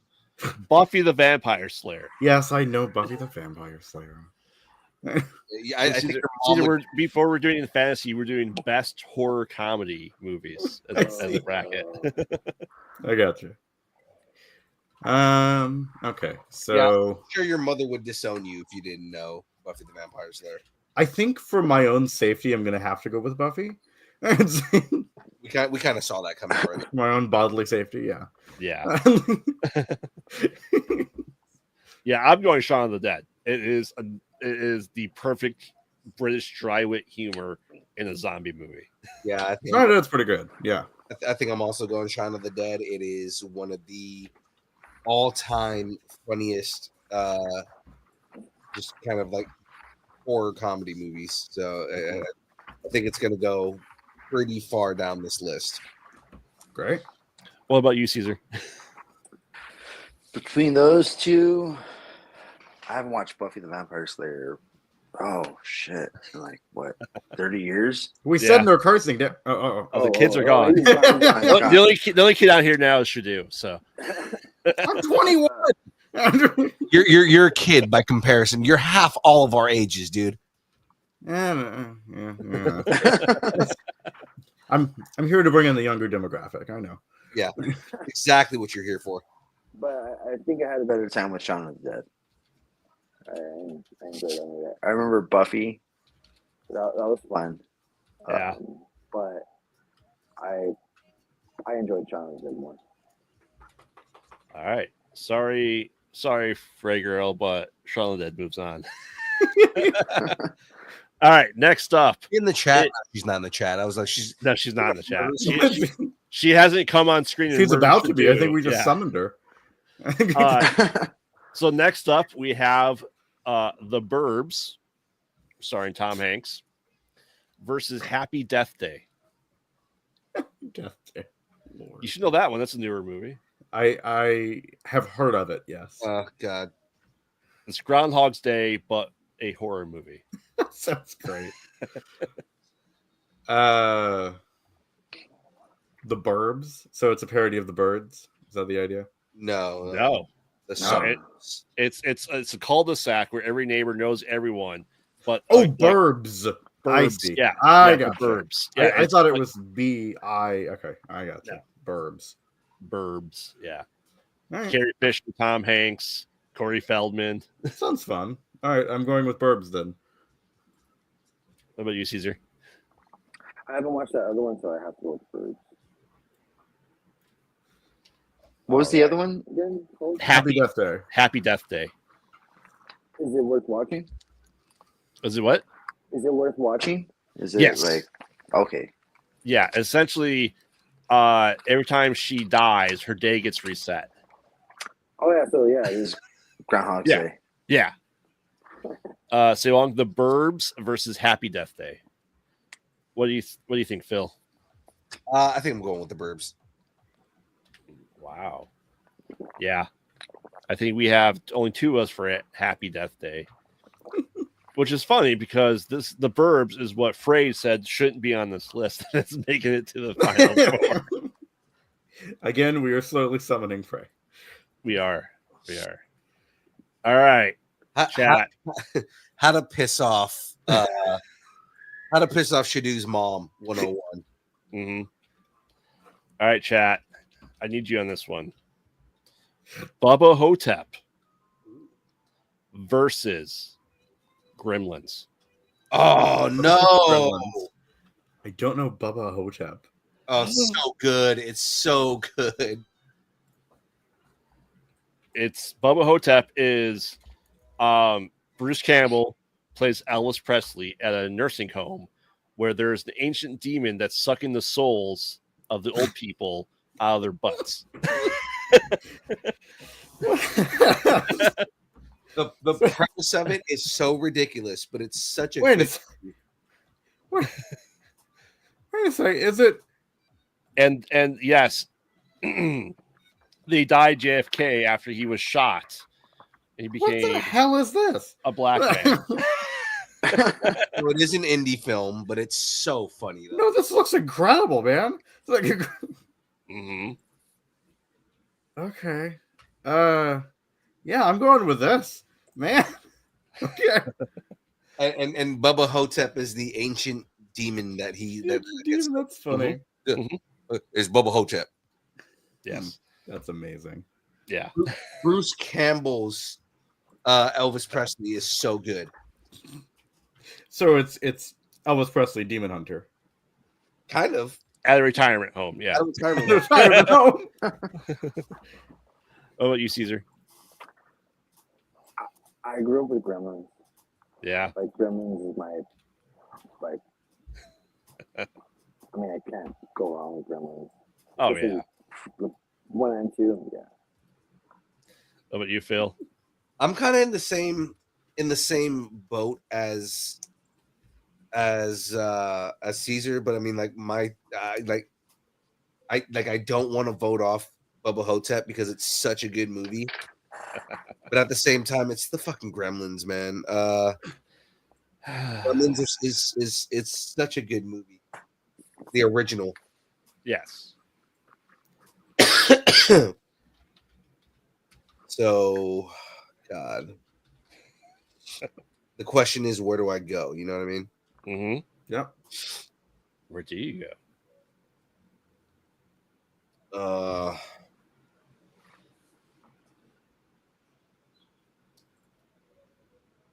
I don't want to vote off Gremlins. Well, if it makes you Give me feel a any hard better, Thursday. if it makes you feel any better, if you vote for Gremlins, they're still not going to win. Because who they go up against in the next round? No, there's more votes for Bubba Hotep. Because the Oh, chat is. Well, that's Bubba Hotep then. Okay. I'll just give you the illusion like your vote means something. Your opinion does not matter. America. Yeah. We give you the illusion of choice. Exactly. Murph. All right. Next up, Young Frankenstein Right? Okay. I know versus that one. Tucker and Dale versus Evil. God. Yes. This is a difficult one. I'm not going to lie. Man. Because Young Frankenstein is once again Mel Brooks. Every line is quotable. Yes. And especially when you get to Putting on the Ritz, like all time best. I am going to have to go Young Frankenstein. Just again, I do not want to be murdered, So Caesar. When your life feels threatened because of your mother. right. I'm gonna go with Well, young you know, Frankenstein. I don't think it would be death. It would just be, Torture. It would just feel like death. I'm sure your mom would just suffocate you enough to where you didn't die, and Oh then, no, that's what I'm saying. Right? It'd be So Caesar, you said Young Frankenstein. Yeah. All right. Phil.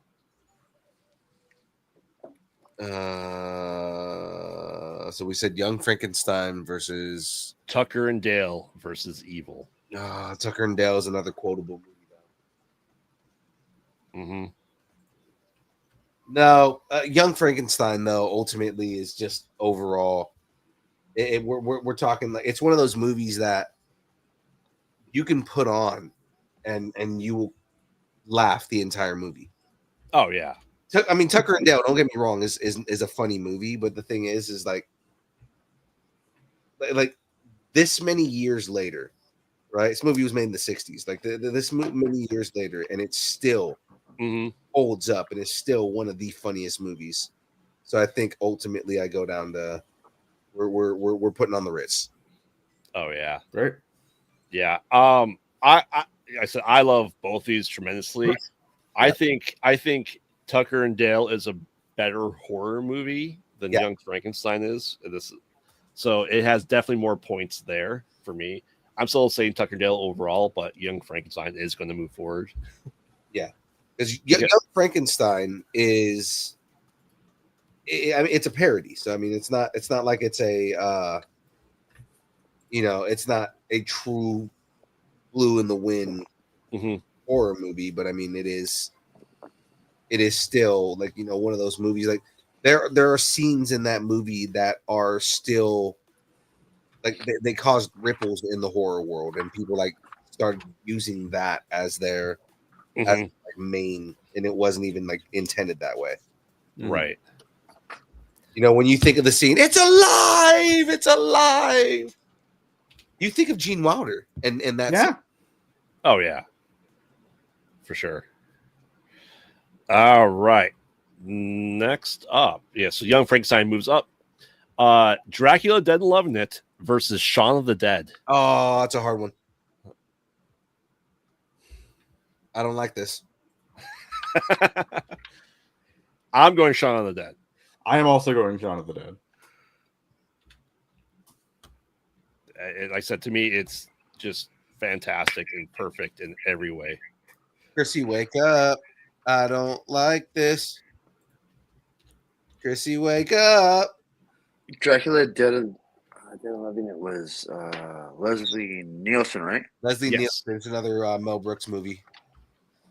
Mm-hmm. Oh God, the portrayal of Renfield in that movie is so good.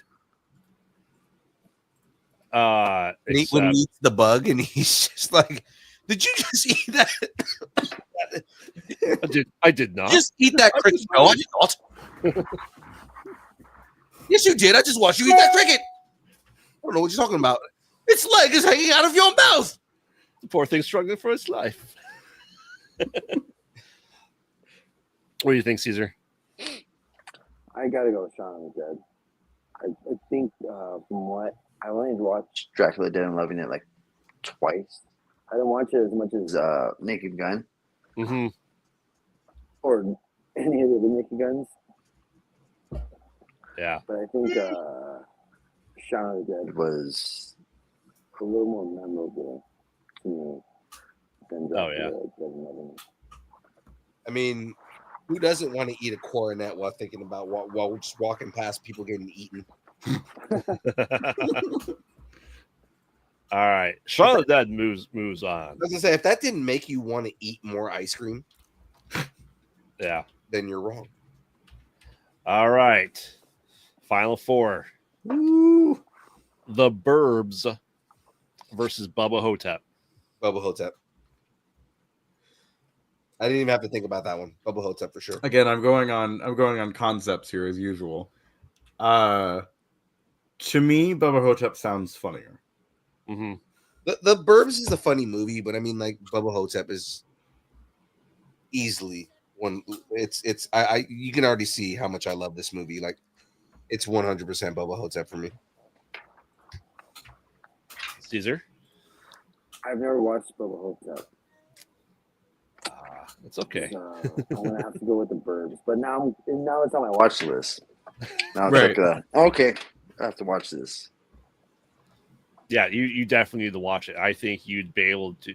There's some quite memorable scenes in there. Like the first time you're introduced to Bubba Hotep, I think is just it's so psychedelic and weird. It's I'll check it out.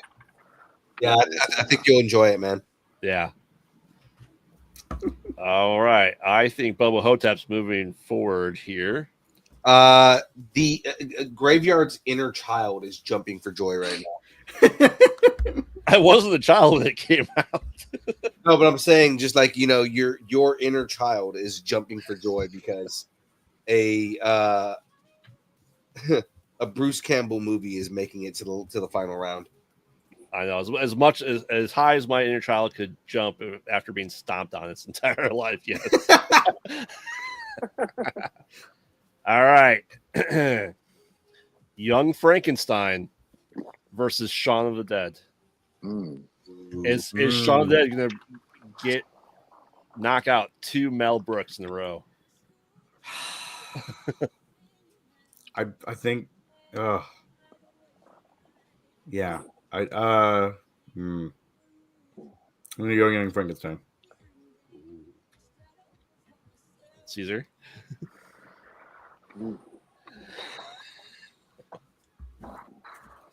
Caesar's like, I'm here to ruin your night. Because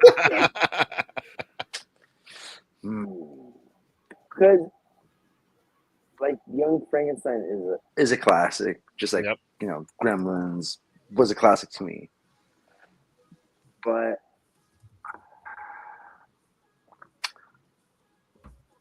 something about the seriousness and comedic nature of Shaun of the Dead is what stuck with me. Like it was still kind of serious, like with his like girlfriend and all this other stuff. Like you still kind of felt for the guy. You're like, oh shit, dude, poor dude.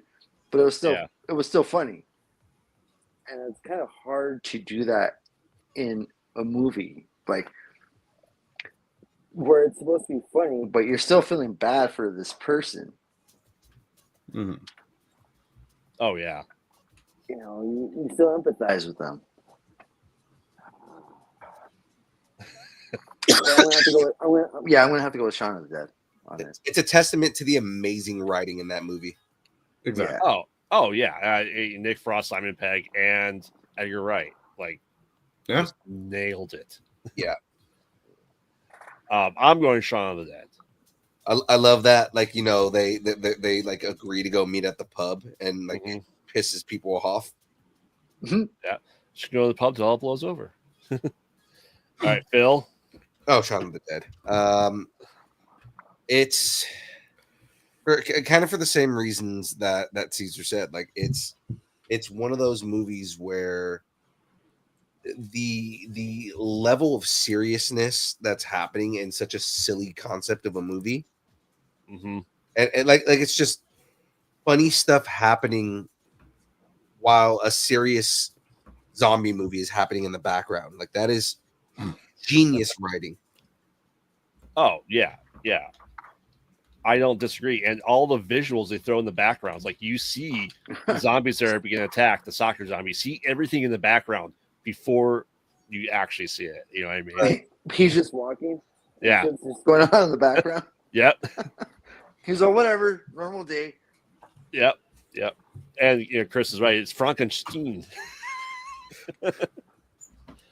All right. Well, that being said, Shaun of the Dead knocked out 2 Mel Brooks movies in a row. Man. Wow.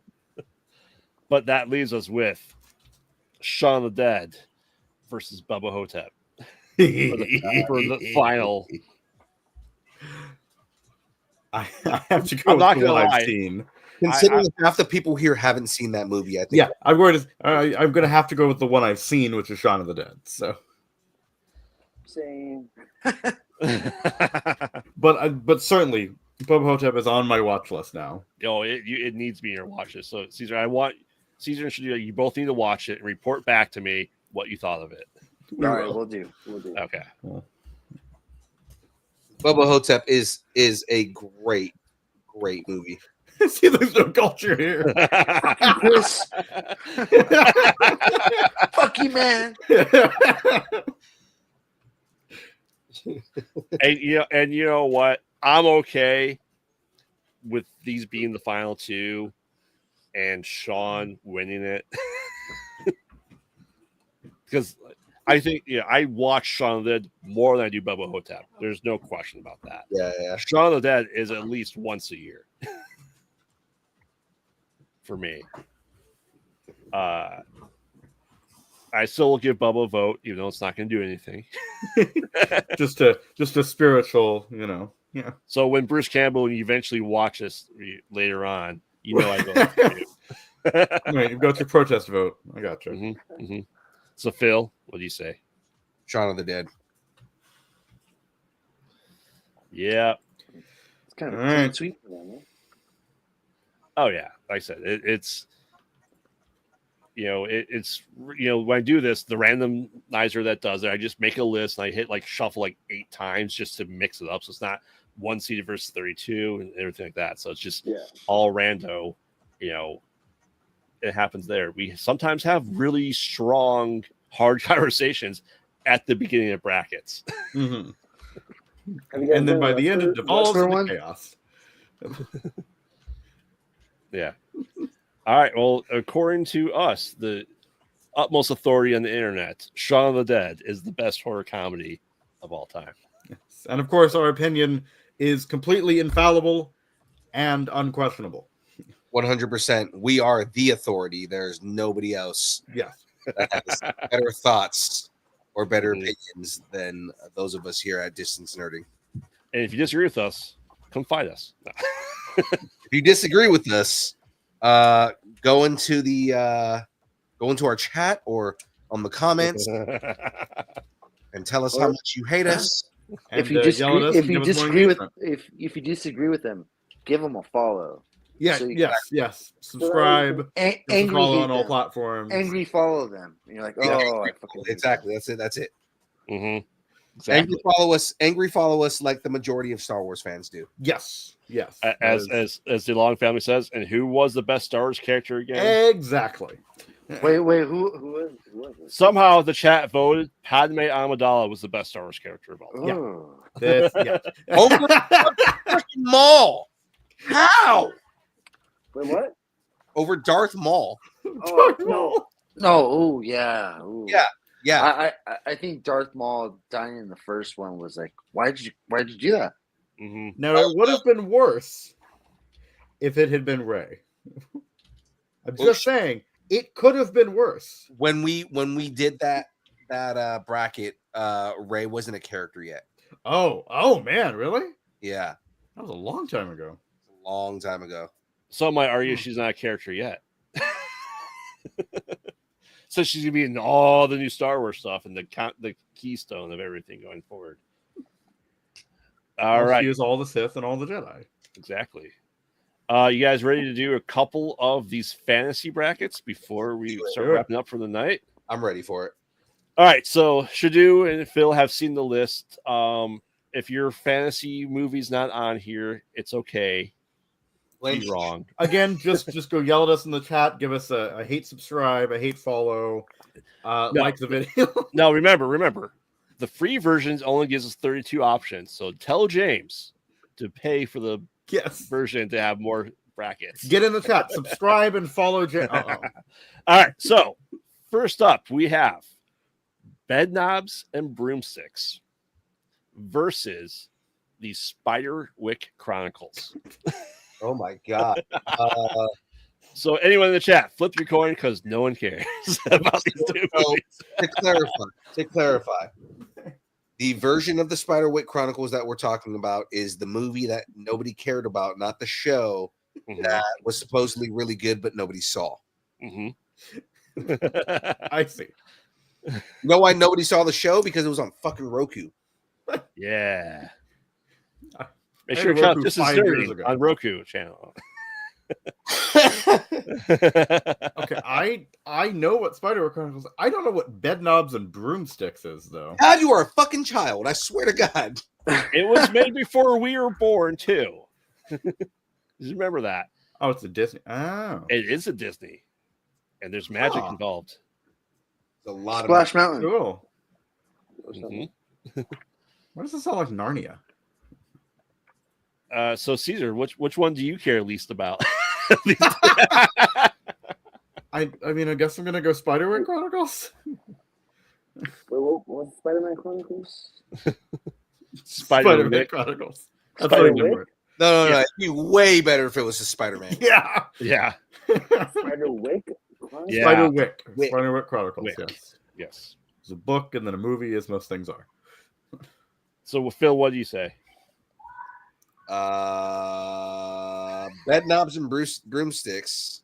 Mm-hmm. Because between the two of them, at least Bedknobs and Broomsticks has cultural relevance.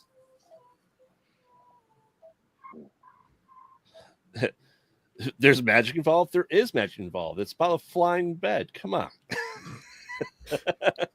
And Wait, Angela Lansbury. And the Angela What? Lansbury. I think it's Angela Lansbury. I believe it is. Yeah, I think Spiderwick should move on just because apparently no one's ever heard of Bedknobs and Broomsticks. Apparently not. I don't feel as bad now. You should. I'm not. I always do. I'm not. You All wouldn't right. me if I was angry. Exactly. All right, now let's get into some heavy hitters here. Ready? Here we go. Dungeons and Dragons, the franchise. Okay. versus- Oh no. So that includes Wait. Hold on. that Hold on a includes sec. the movie with Marlon Wayans, right? Yes, Okay, Definitely so includes it's one of- not just the newest one. correct. It's all of them. Correct. Great. Versus the Chronicles of Narnia. Narnia. It's Narnia. If it's going, look, there was one good D&D movie. And how many good Chronicles of Narnia movies that were good were there? Like at least two of them. The first two were not bad. How many were made to do? Yeah, I know. No. Remember, but, like, statistically, Shadu has only seen the newer ones. He's not. statistically, He didn't watch the movies we grew up watching. Wow, lots of Narnia on here. Caesar, how about you? I'm not gonna lie. I mean, I didn't want to vote for Jesus Lion either, but sometimes you have to. I haven't watched either franchise. One of Dare those. you? But I have to go with Dungeons and Dragons just because of its legacy. I guess you can say. And cultural aspects of it. Chronicles of Narnia are connected to another franchise, right? Yeah. What's the other franchise it's connected to? It's the Chronicles of Narnia. It's about Christianity and if Jesus was a lion. Okay, yeah, And also, Dungeons- he's not just a Dungeons and representation of Dragons. Jesus. He is Jesus. The lion is Jesus. Wait, so it's like really It's like really cool stuff. I don't know anything about it. It's weird, but it's It's not bad. about kids that enter a magical land where they are fed the best English candy, Turkish delight, which is awful. terrible. It is, And terrible. they enter different ways into a fictional world through different ways. You can never use the same door to get into Narnia at the same time. Yeah. So It's a is cool Narnia concept. like It's really heaven, interesting. Or What was that? is Narnia like heaven? or No, it's like it's the Lion, Witch, and the Wardrobe thing. It's the So, going so through. the rumor is that when the kids enter Narnia, that they're going into heaven because they've died. I was gonna say, so they're dead, huh? Essentially, yeah. It's kind of dark. Huh. I'll go with CD on this one. Great. Phil?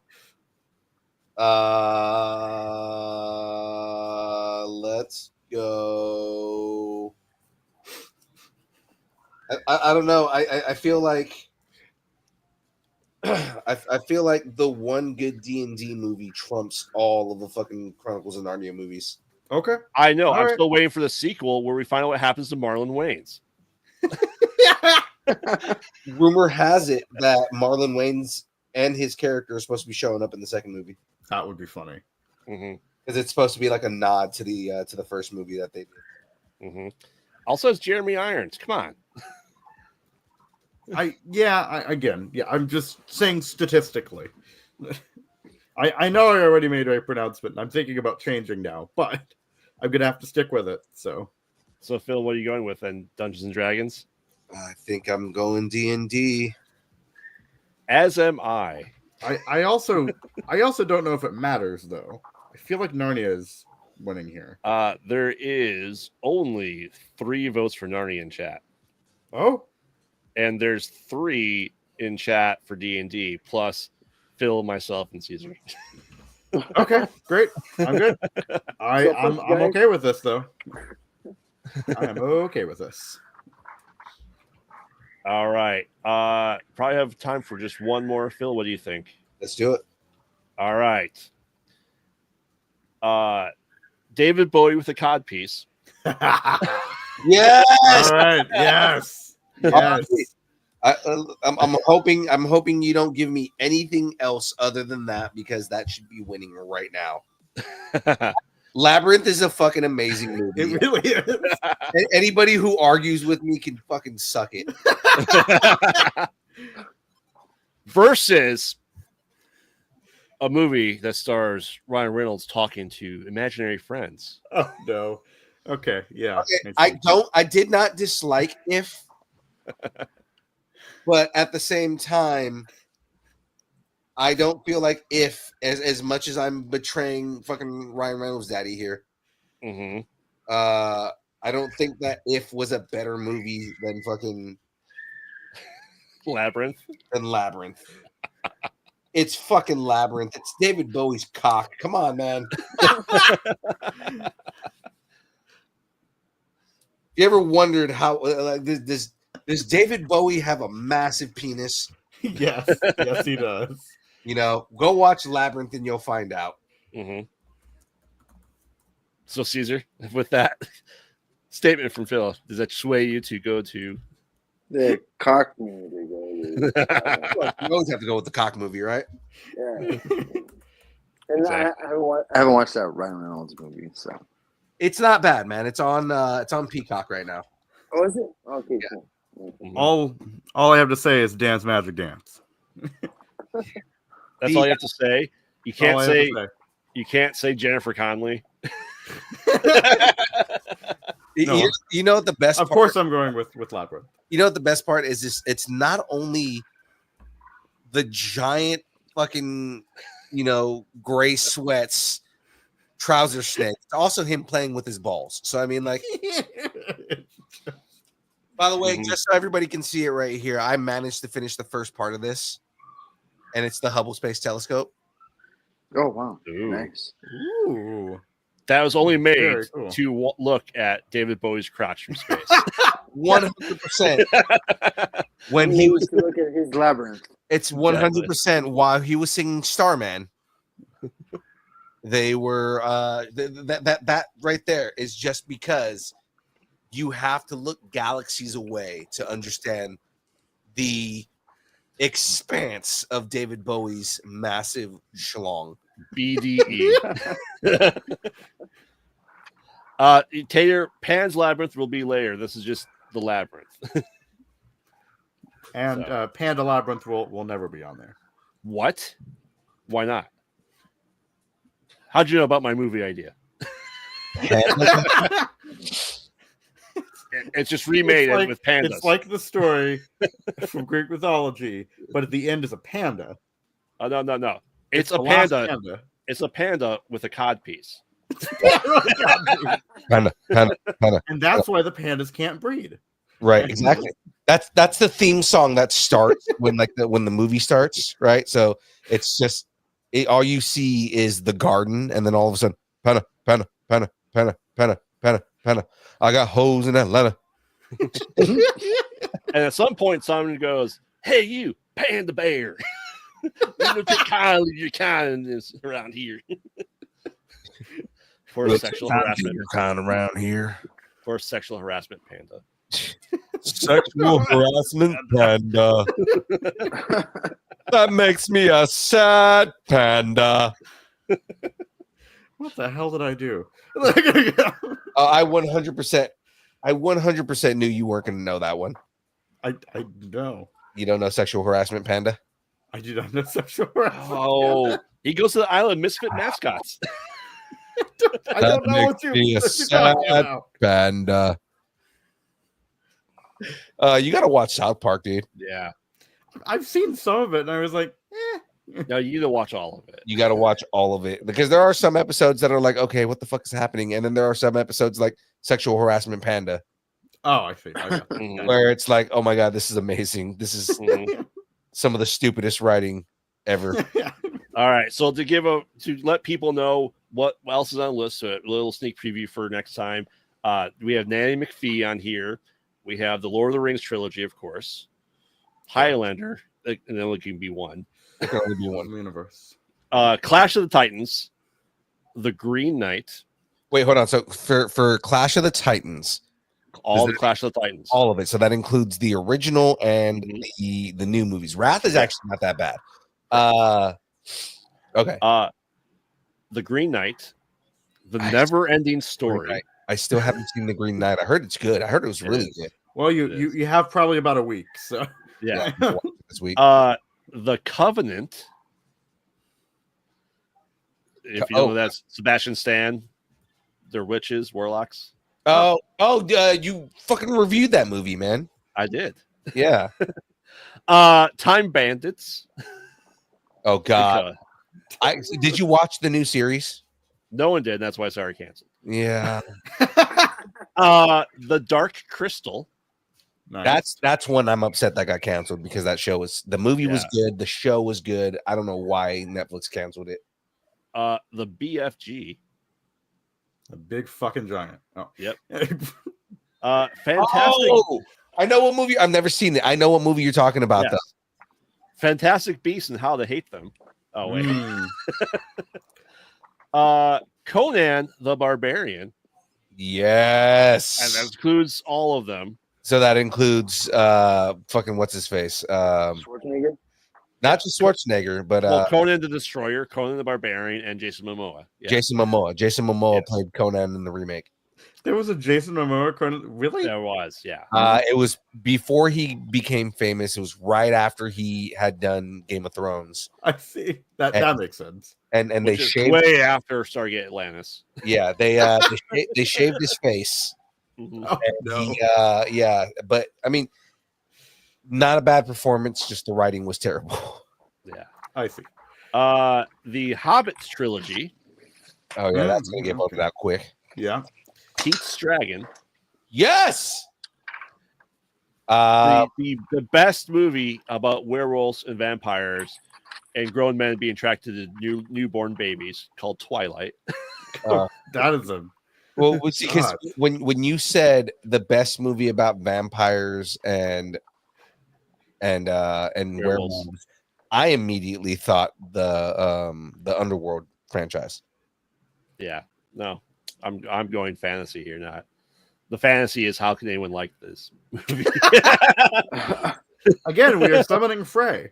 Yes. A Wrinkle in Time, Okay, didn't see it, but heard good things. Pan's Labyrinth, Yes, Great. so good, fucking masterpiece. Willow, Willow, Willow. Willow. Percy Jackson. Oh God. Okay, are we? But it's the movies, so Yes. But does that include the show? No, No. movies. Just the movies? Then that is going to be low on the fucking Yeah, low. that is going to be voted out immediately. Beetlejuice, Yes. Stardust, Okay. Jumanji, So the Which entire includes all of them. right? all of them. Yep. It's the Robin Williams one, and it's the Yep. other one. So yeah. You know, Mary it's funny Poppins. Mary Poppins. Ooh, Mary Poppins. So you know how we talk about like our 9 shows and all that stuff, like the movies we watch when we go to sleep. Jumanji was one of our 9 shows for a good like 2 months. We just repeatedly watched Jumanji every night, the original one. Yeah, it was Some might call it the only one. You know what? I don't hate the new ones. They're fun. No, look. Well, okay, the They're new not- ones I've. They're not amazing movies, but I mean, they do. It was just one, right? No, No, there's two. two. Oh, it's two. Oh, And they just announced the third one comes out next year. Okay, now I will say the original does not have Karen Gillan in a crop top in it. So again, Well, okay, so where I don't hate the Jumanji movies is the world building is really well done. Mhm. So you know, hate it or love it, hate the comedy, hate the writing in it and everything like that, but the world building is really well done, and it ties in perfectly with the original Jumanji. Yes. But we will talk more about that when we get to Jumanji. Yeah, so a spoonful of heroin makes the medicine go down. Okay. Right. Okay. Gotcha. The Wizard of Oz, and I'm only talking the Michael Jackson one. The Wiz. What's wrong with the Wiz? That movie was okay. But that includes. I was going to say, but that also includes Return to Oz, right? It does. Yeah. Okay. That's and Oz the Great and Powerful. Yeah, and the new that was Oscar one with the crazy monkeys, right? Yeah. As a franchise, it's going to go high on my list just because of that movie. Matilda. Okay. I just recently rewatched that movie, and that movie's fucking great.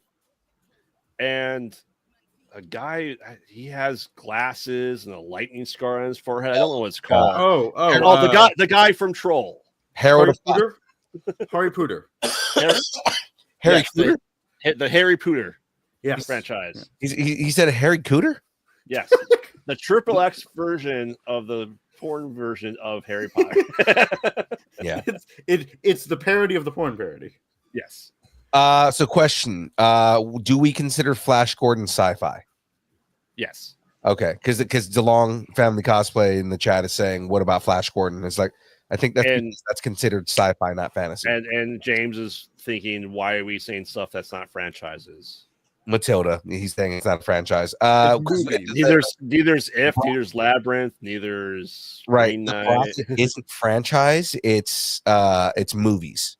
And right, and so we wouldn't have, 6 Lord of the Rings movies. We wouldn't have all that in there. That would be a whole separate bracket. Right. So if it's a franchise, then we're including the entire franchise as a whole. Now, James, unless you want to pay for Bracket Maker, I can have all of them on there. What about Legend? Legend, is it fantasy though? It is. Oh, I'm thinking of the wrong movie. You think? Yeah, Tom Cruise and why can't I think of his name? I can't either. What the fuck? Tim Curry. Yeah. Yeah. So yes, James, these are just Devil Tim Curry. Yeah. Again, James, if you want to pay for the whole thing, we can have more. Hey, I'll pay for the bracket. All right, we can have unlimited brackets then. Let's do it. We can have brackets that last 3.5 years. Yes. This is James' contribution for not coming on Thursdays. Exactly. Well, that's what we have lined up for the next fantasy bracket. All right. Absolutely. So tune in tomorrow. Doing the fantasy bracket. That's right. So, guys, tomorrow we will be back with another episode of The Build. Oh, God. We don't do brackets on casual Fridays. That's right. We don't do brackets on Fridays. We only do brackets on Thursdays. So, Cesar was here for the fun day. Well, one more time before we get going here, let's drop all these pluggables.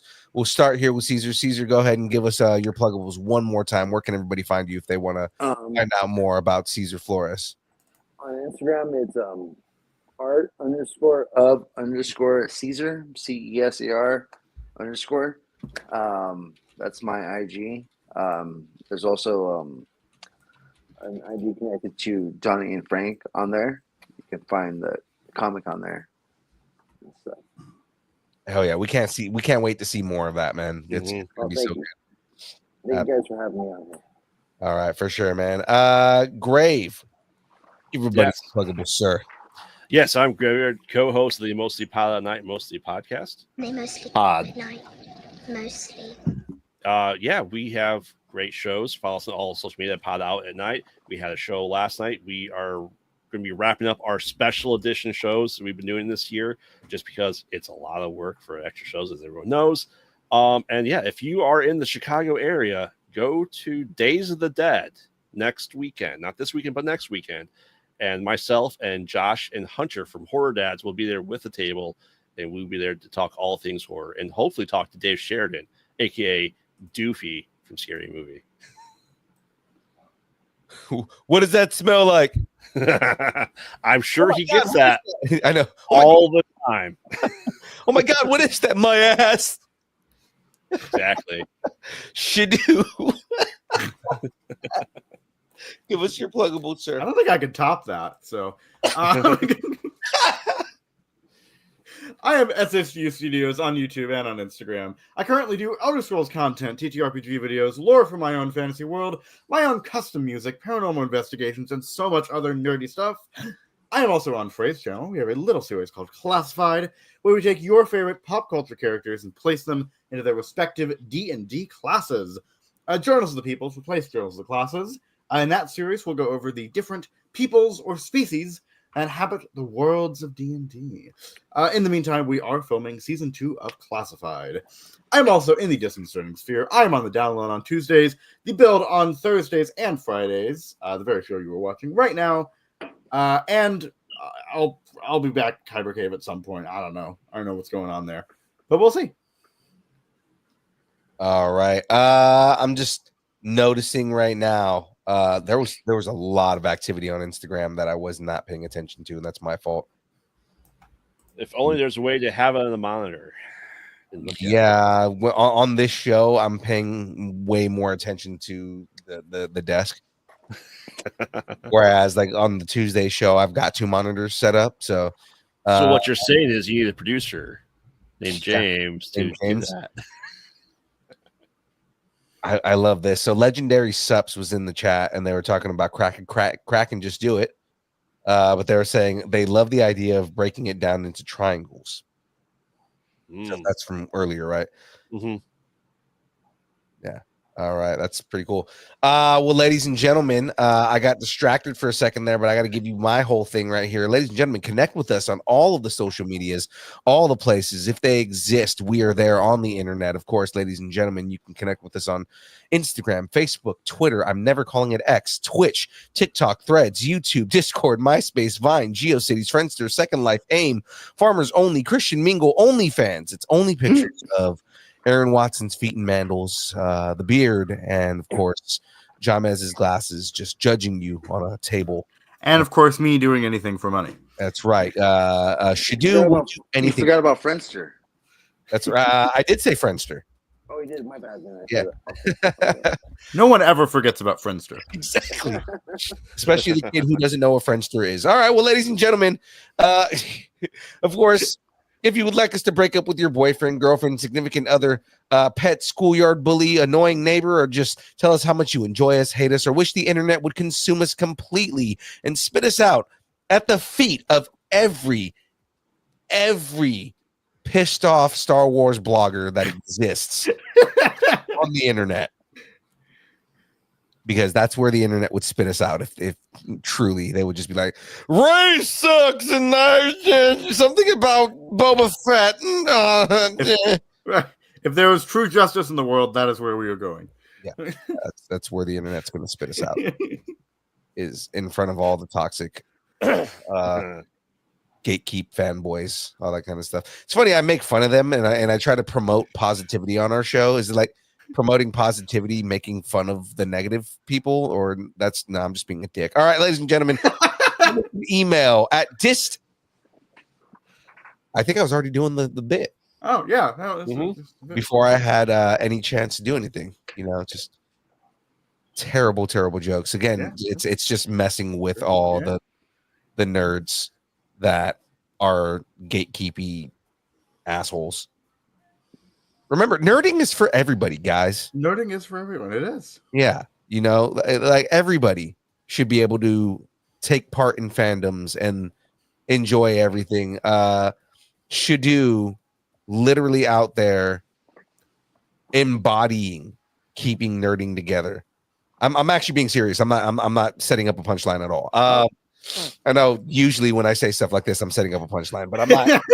I'm not setting up a punchline at all. Like, you literally are doing the Lord's work in what we try to embody here, right? Is combating gatekeeping, combating toxic nerddom, because gatekeeping is like, oh, you can't play D&D because you weren't playing in the 80s when the game started, or you aren't reading you're not playing 3rd edition when because nobody likes 5th edition, all that kind of dumb bullshit, right? It's you guys are putting out, hey, here are the different classes, here are the different peoples that live within this world, so you can understand the world building and get involved, and that is fucking beautiful. So, Ents Nerding at AOL. And we will read your email on air live. Oh God, the jokes. It's all about timing, right, guys? Oh, it's still here. Shit, I still have a face.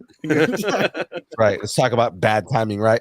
Well, ladies and gentlemen, that is it from us this week, or at least this night, Thursday. This week on a Thursday. Now, Cesar, we didn't warn you, but you said you've watched a couple of our shows, so you can probably already know what the dance party is all about. Oh, shit. He's like, shit, I don't know what it is. So, hey, look, it should do like disappear. I'm just ignoring it. Yeah, there you go. Dance. There you go. He goes, time for the dance party, ladies and gentlemen. Let's get this going. I'm on the wrong page. There we go. And just because Shadu disappeared, you go first.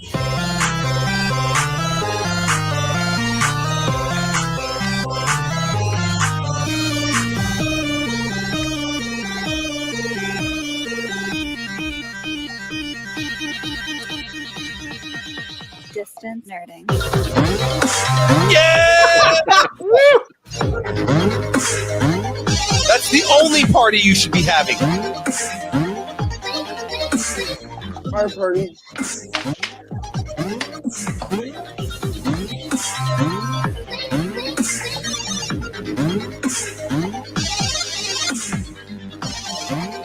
I can hear your bobble bobbling.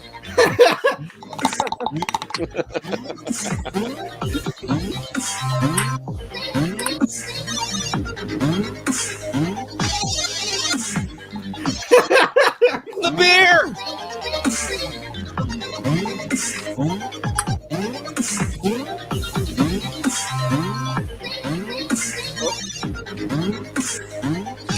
Yes, this outro is unnecessarily long. It's okay.